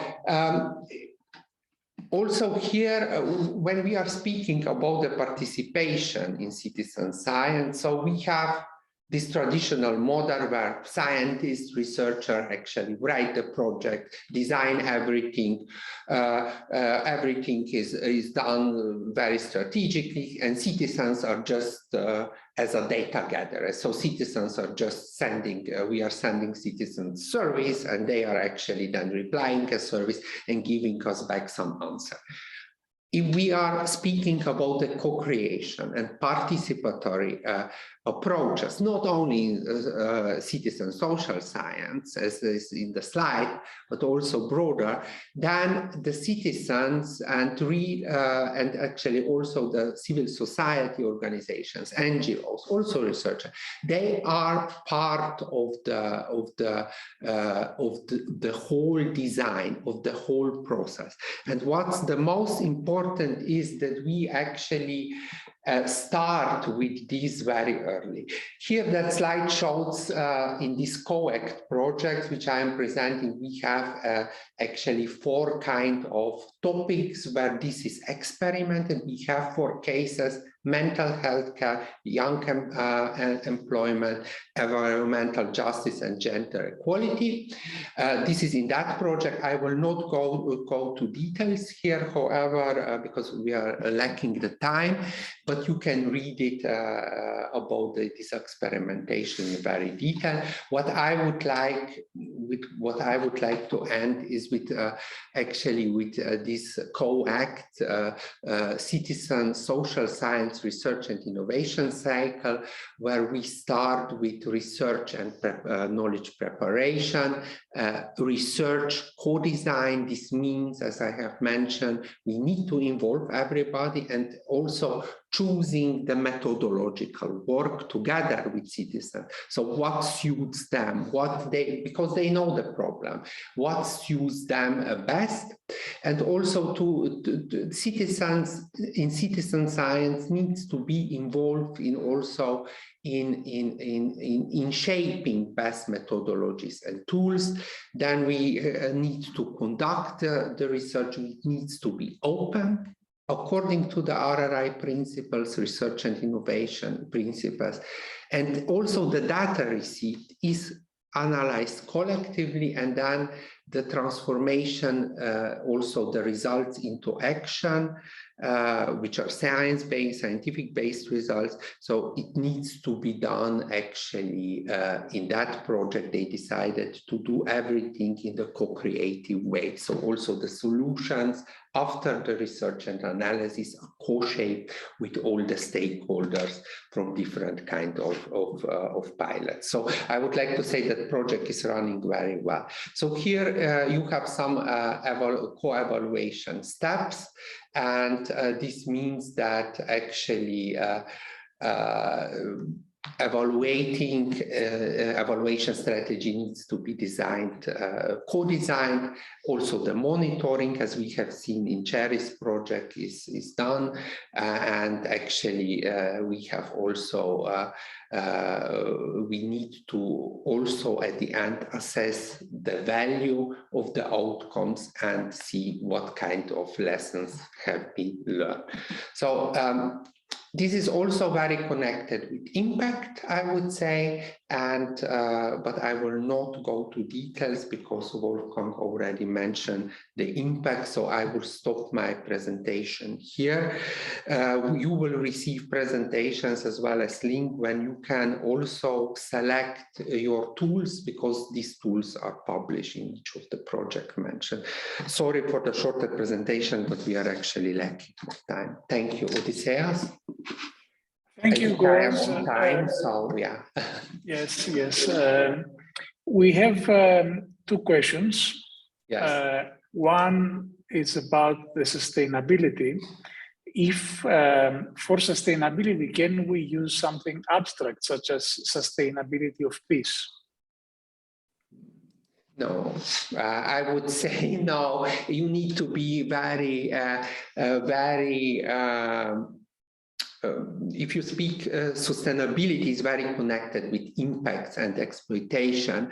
So maybe the person who asked this, or persons who are, so participants who are more interested in that part, it would be very good, as far as I understood, tomorrow you organize the exploitation, and it's part of the exploitation sustainability, but and also with the impact. So regarding the impact, you need to be very specific. It cannot be abstract.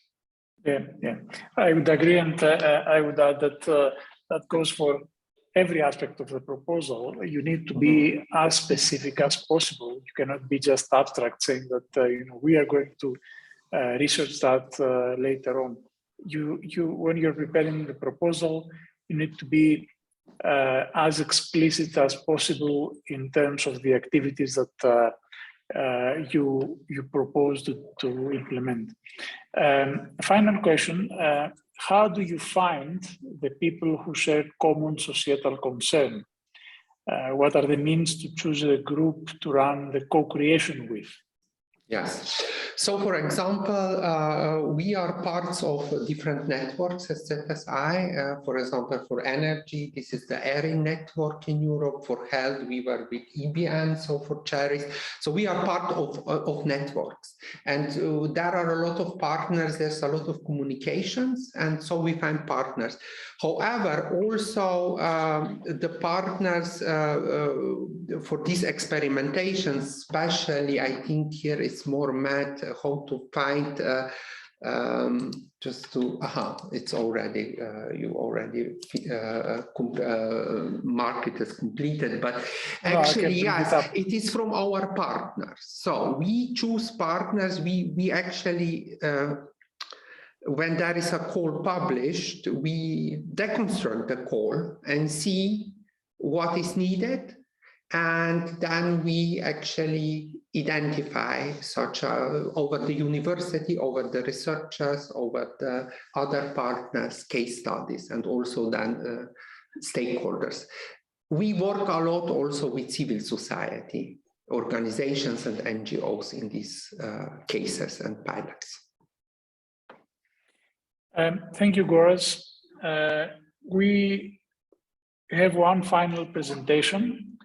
So I would like to invite Professor Erdal Akdeve from the Social Sciences Department of the University of Ankara to give us the final presentation regarding the regional aspect and the Turkish approach on how they do it in social innovation. Thank you, Odysseas. Hello, everybody. I respectfully greet all participants. Just let me share my presentations, please.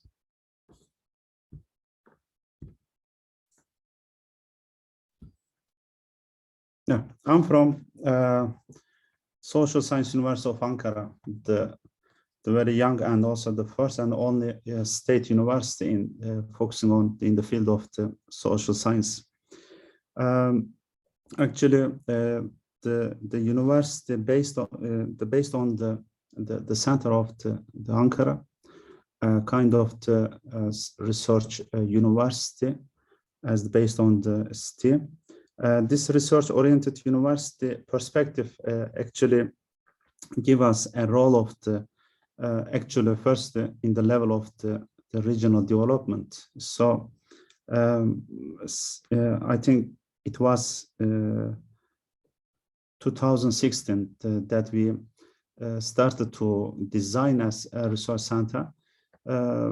Actually, I'm going to give a picture of our initiative trying to design an ecosystem for the social innovation.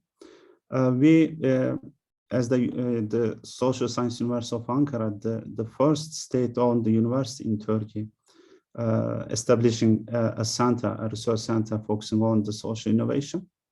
Actually, I'm give you the three perspectives of this model, this ecosystem model.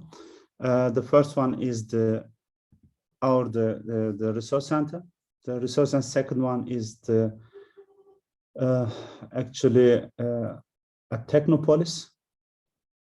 The third one, a kind of the interface between the university and this technopolis, is called as the research infrastructure. The Social Science University of Ankara establishing the center called as the Social Innovation Center.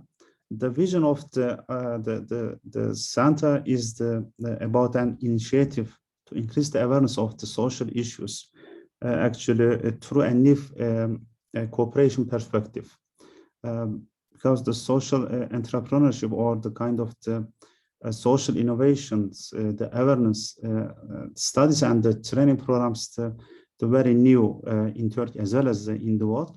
And the last 5 years, over 5 years, we have been trying to increase the awareness of the community through kind of the training, kind of the research and the kind of the projects.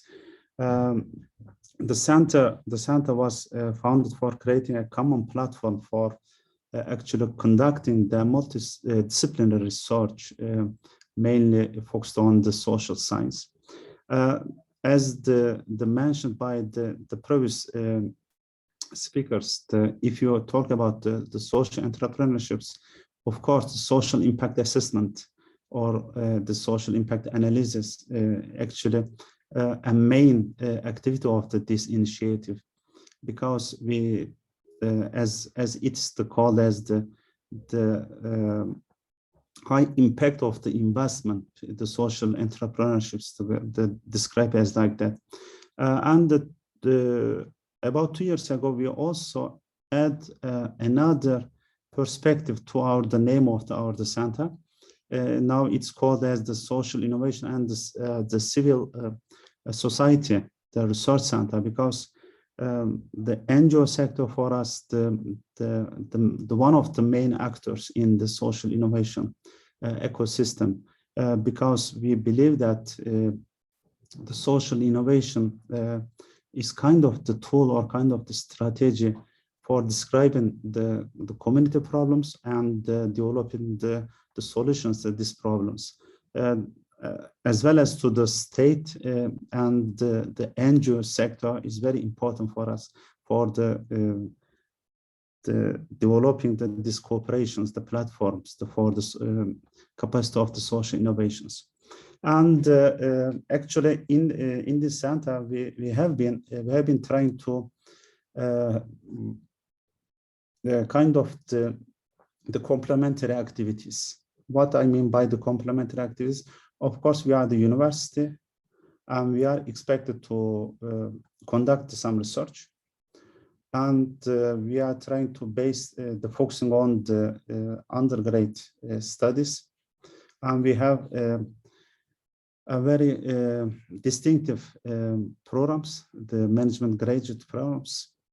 It's called as the Technology Policies and Innovation Management. And we have the students from from the institutions, mainly these institutions which are responsible for the developing or applying the technology and the innovation policies of the countries, mainly from the TÜBİTAK, the Minister of the Industry, and other kind of like the cost gap is like that. We have the special agreements for accepting their personnel to the programs. And of course, we're trying to increase our awareness and actually to promoting the center in the public sector. We applied a research project trying to determining the entrepreneurship and innovation capacity of the public sectors in Turkey. With this study, we trying to conduct the research on all ministers and all related institutions in Ankara, based in Ankara. Of course, as well as to the research and academic research or the projects, we need to a concrete, I mean, the basement for these ecosystems. And as known, the just one tool is available in Turkey. If you create a concrete ecosystem for entrepreneurships, it's the Technopolis. I mean, we call it as the Technology Development Zone in Turkish, Teknoloji Geliştirme Bölgesi. And we're trying to, before this, we actually applied a feasibility study from the Ankara Technology Development Agency. And during this feasibility study, we conduct a research on 5 Technopolis in Ankara, and we realized that based on the findings of this research, the entrepreneurs or the companies based in this Technopolis were not aware of the social innovations. Actually, if we get in the details of their project and their initiatives, because they are not aware of it, but it's kind of the social innovation. Mainly, they are the provider.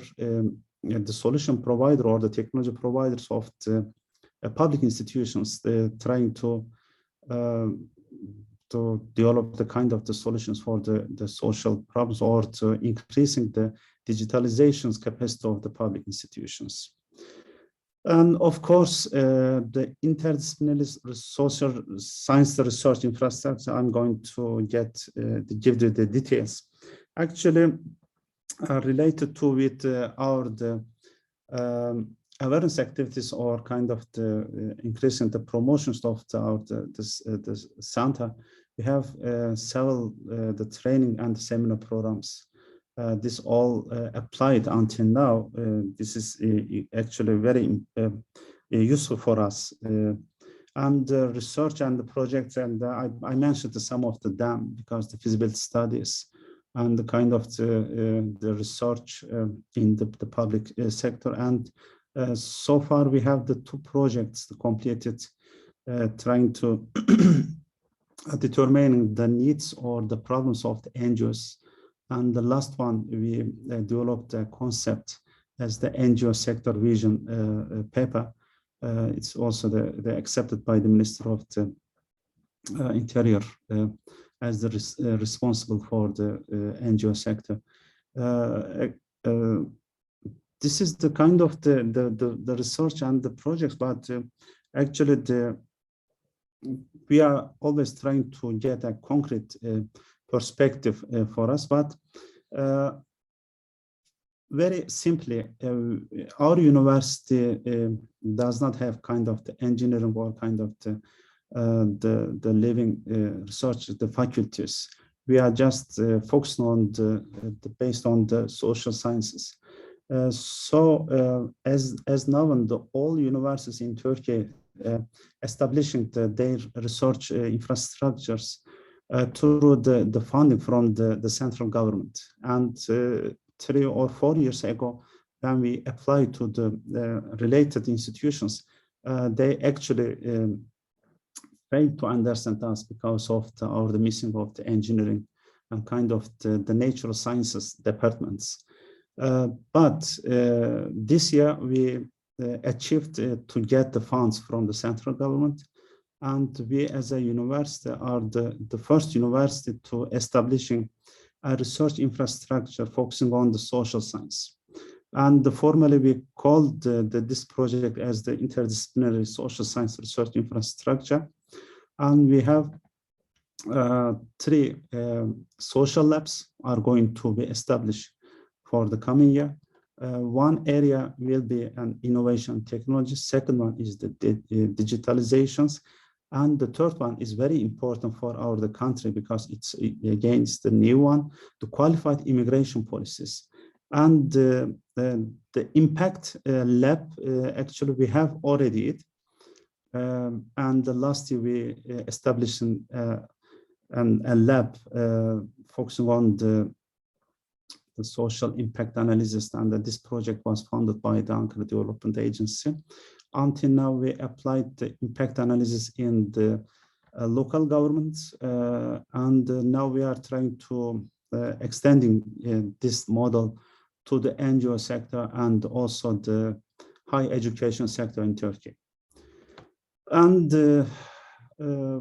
for the new year, we will start to apply to creating and funding these labs. This is the new one in Turkey, and research infrastructure just focusing or including the social science. We have also, of course, we have the very kind of the stakeholders from out of the university, from the NGO sector, from the other university. For example, the Middle East Technical University is the main partner, is also the, as you, I will show you in also the society, the Technopolis model. By the 2020, we are allowed to establish a new Technopolis in Ankara. Actually, this Technopolis mainly, the name is, as you've seen, the formal name is the ASPI Social Entrepreneurship and Innovation Technopolis. And we have a trademark as called as the Socio-Kent, in English, Socio-City. And we have aim to focus on the social innovation and entrepreneurships. Actually, we have the partner, as you've seen, we have the partner of the founding partners are the Middle East Technical University, Altındağ Municipality, ODTÜ Teknokent. STM is the one of the strong defense sector company, and the Güven Hospital. Actually, I think the beginning of this year, the January, we are going to accept entrepreneurs, and we provide the offices to the entrepreneurs and the companies. That means we are now formally active in Technopolis. Actually, we have a model of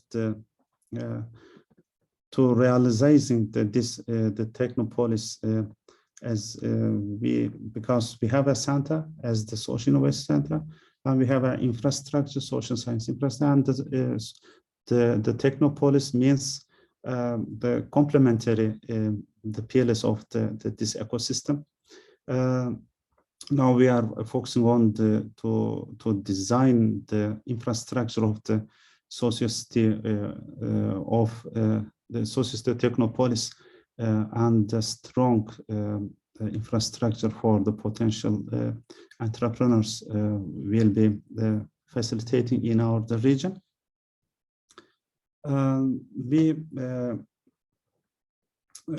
During our conducting the feasibility study before establishing the Technopolis, we realized that the companies or the entrepreneurs based on the Technopolis in Ankara had the main problems related with the realizations of their business ideas and the sustainability of the companies. Therefore, we are going to focus on as also the social science, the infrastructures, kind of the marketing and the business realizations of the ideas.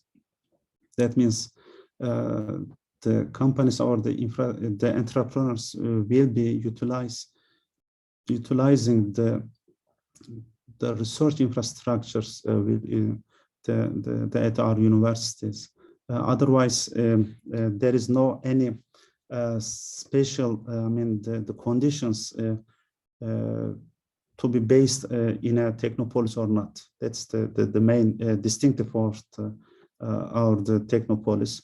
And actually, if you're taking the concentrations of the social science infrastructures, the research infrastructure, and the technopolis, truly focusing on the social innovations. I'm just revealed some cases, the social innovation cases. Actually, we have a model, an ecosystem model ready to contribute these cases in our country. The speakers before me also gives some examples of this case, but I have these cases are mainly is the small sized or the cases, but actually kind of the examples could be an initiative or could be the learning phase for the proposing the new project proposals to be submitted to the Horizon Europe. For example, the Otsimo trying to develop the problem of the children with autisms that having the educations and these entrepreneurs developed an innovative solutions, kind of the mobile app for the computers and the smartphones, and this is gives the kind of the extra, I mean, the supports for these children with the autisms. The second one is about increasing the contributions of the disadvantaged groups of the societies. This is very important. This brings the kind of the platforms, increasing their their capability of the designings, and of course with these initiatives to be realized in the market. The third one is about the global climate crisis. The eco-drone is, as is the last times, the new solutions or the new technologies in the agriculture sector is very important for the whole world. And of course, during this pandemic times, also we realized that the technology impact in our traditional sectors, for example, especially for our agriculture sector in our countries. This gives the kind of possibilities, the increase in the possibilities of to gives the seed posts in the productivity ways. Okay, I'm trying to finish a bit shortly. Thank you for your patience. Thank you, Professor Dal. Thank you all. Thank you, Wolfgang. Thank you, Koraz. I'd like to close this webinar, and I want to note that we still have with us almost 100 participants, as many as we started with, which proves that the presentations and what we shared were quite interesting, and I hope they will be quite useful for our participants. So I have two questions for the speakers, and you are free to respond to that. For an organization, whether it's a public institution or an SME or a corporate company, which is more into technology and less into social innovation and social sciences, what should be the starting point in trying to get involved into social innovation or integrate social innovation into the proposals that is preparing? Yes, I can answer this. If first of all, I would also like to thank Professor for the presentation. Actually, we know Professor. He was already at ZSI twice, also over this project. So we met, and when I was in Ankara, in Istanbul. So yeah, it's a very good institution, and what so in Turkey there are also very good experts in social innovation. This I would like to stress really very much, and we are looking forward for the cooperation. The issue, so to answer to your question is, as mentioned in my presentation very shortly, we have this multi-actor approach. So if your question was in the projects, in consortia, it's really important to involve in a lot, not to every proposal, I would say, but in the, when you see in the funding and tenders program, when you are searching the courses, it was already before mentioned by the colleague from TÜBİTAK, Dr. Yilmaz. When you are searching, you will see in the call text that the social implications are necessary, societal engagement. Then it's very good to integrate some social scientists. This does not to be a center for social innovation. It also can be a university, because in a lot of university they are also having social innovation, but they do not call themselves like that as a center. So it is important to approach them, societal partner, but please do this in the beginning of the when you are writing a proposal for Horizon 2020, because usually technological partners just see, okay, we have we want to produce new product, or through this project getting funding, but they forget the process. And to get funded, and this is the major mistake, is to go without this multi-stakeholder, multi-actor approach, where you involve everybody and co-create such a project with feedback. And these are also these RRI. So you don't have only social innovation as a horizontal thing, SSH as well as RRI and open science. So you have already 4 of these, was what Odysseus present, and this brings points. So I would really encourage you to, I know it's hard to work with hard sciences, also for us, social science and technology people and with business, but there is a way, and I think we can all learn mutually. But maybe also Professor can answer to this at TÜBİTAK. It was just my personal opinion. I would like to say some things about actually if it's about the social innovations, the interdisciplinary approach is required. That means actually the last year we started to be a member of some consortiums of the Horizon 2020. And actually it's very important to including the local administrations, NGOs, and the private companies providing the technologies content, because we are expected to produce the concrete product. And of course, the social impact, as I know, the TÜBİTAK also has already started to apply this the impact analysis also for a new programs. I mean, it's required. That means a complementary the consortiums will, I think, developing and applying the project ideas be successful and increasing the possibility of the acceptance also. The cooperation is the key one, but actually it will be the in detail the designed to include the all participants. Thank you, Professor. We have one final question, and it's quite interesting. Can citizens contribute only as data providers in determining the impact measurement method in a multi-stakeholder approach?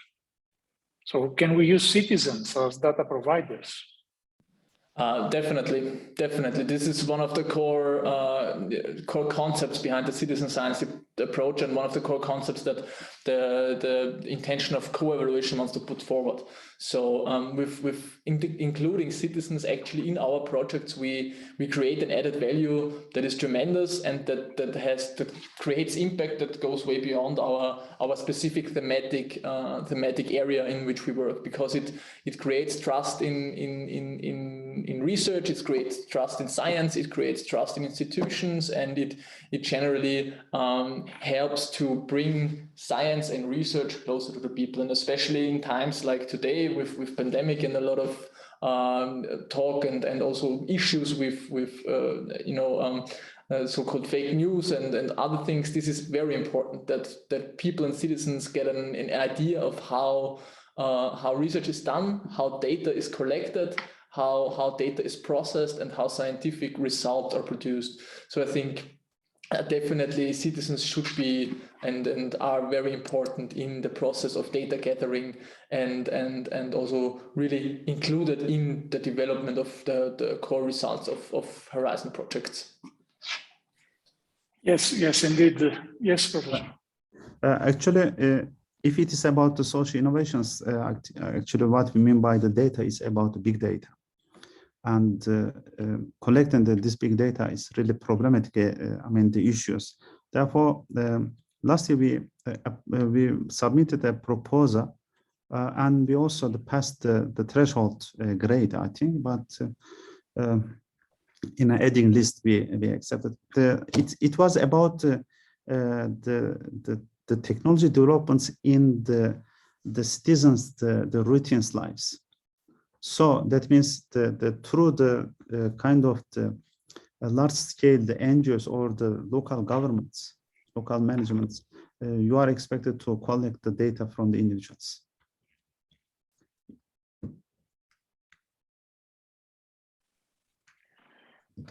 Okay, we have a comment, but maybe you can help us on that because I don't want to yes, sure. translate it wrongly. Yeah. Dr. Polat said that in most of the projects, social innovation is implemented. However, sustainability is not in the scene that much. And he's asking whether during the evaluation of these proposals, sustainability should be more highly should have more higher points. And also he's commented that the evaluations and the points that are given to the proposals should be more concise and should be announced to all the parties. If I may answer this, thank you. Regarding the evaluation, so evaluation is processed by European, moderate by Commission only, by REA, Research Executive Agency, and other agencies who are responsible for implementation of Horizon, only moderated. The evaluation is done by independent experts who do not know each other, so usually 3 of them. So regarding the points, we are also writing proposals. We are never happy with the evaluation if we don't get the project, but it is a highly competitive program, I would say, you know. So here I can just comment that I sometimes agree that it is, but it's an independent thing. Regarding the sustainability, we have 3 criteria. We have criteria in Horizon is excellence, then we have impact, and we have implementation criteria. Each of them is with 5 points. So this exploitation and sustainability is part of impact. criteria, not implementation, and it is part of the evaluation. So maybe for the participants who ask this, it would be very good, because I just heard today that actually tomorrow is actually also the exploitation and dissemination webinar. I'm sure the colleagues who will do this will also tackle the sustainability, because it's a very connected with exploitation. Thank you. Thank you, Goraz.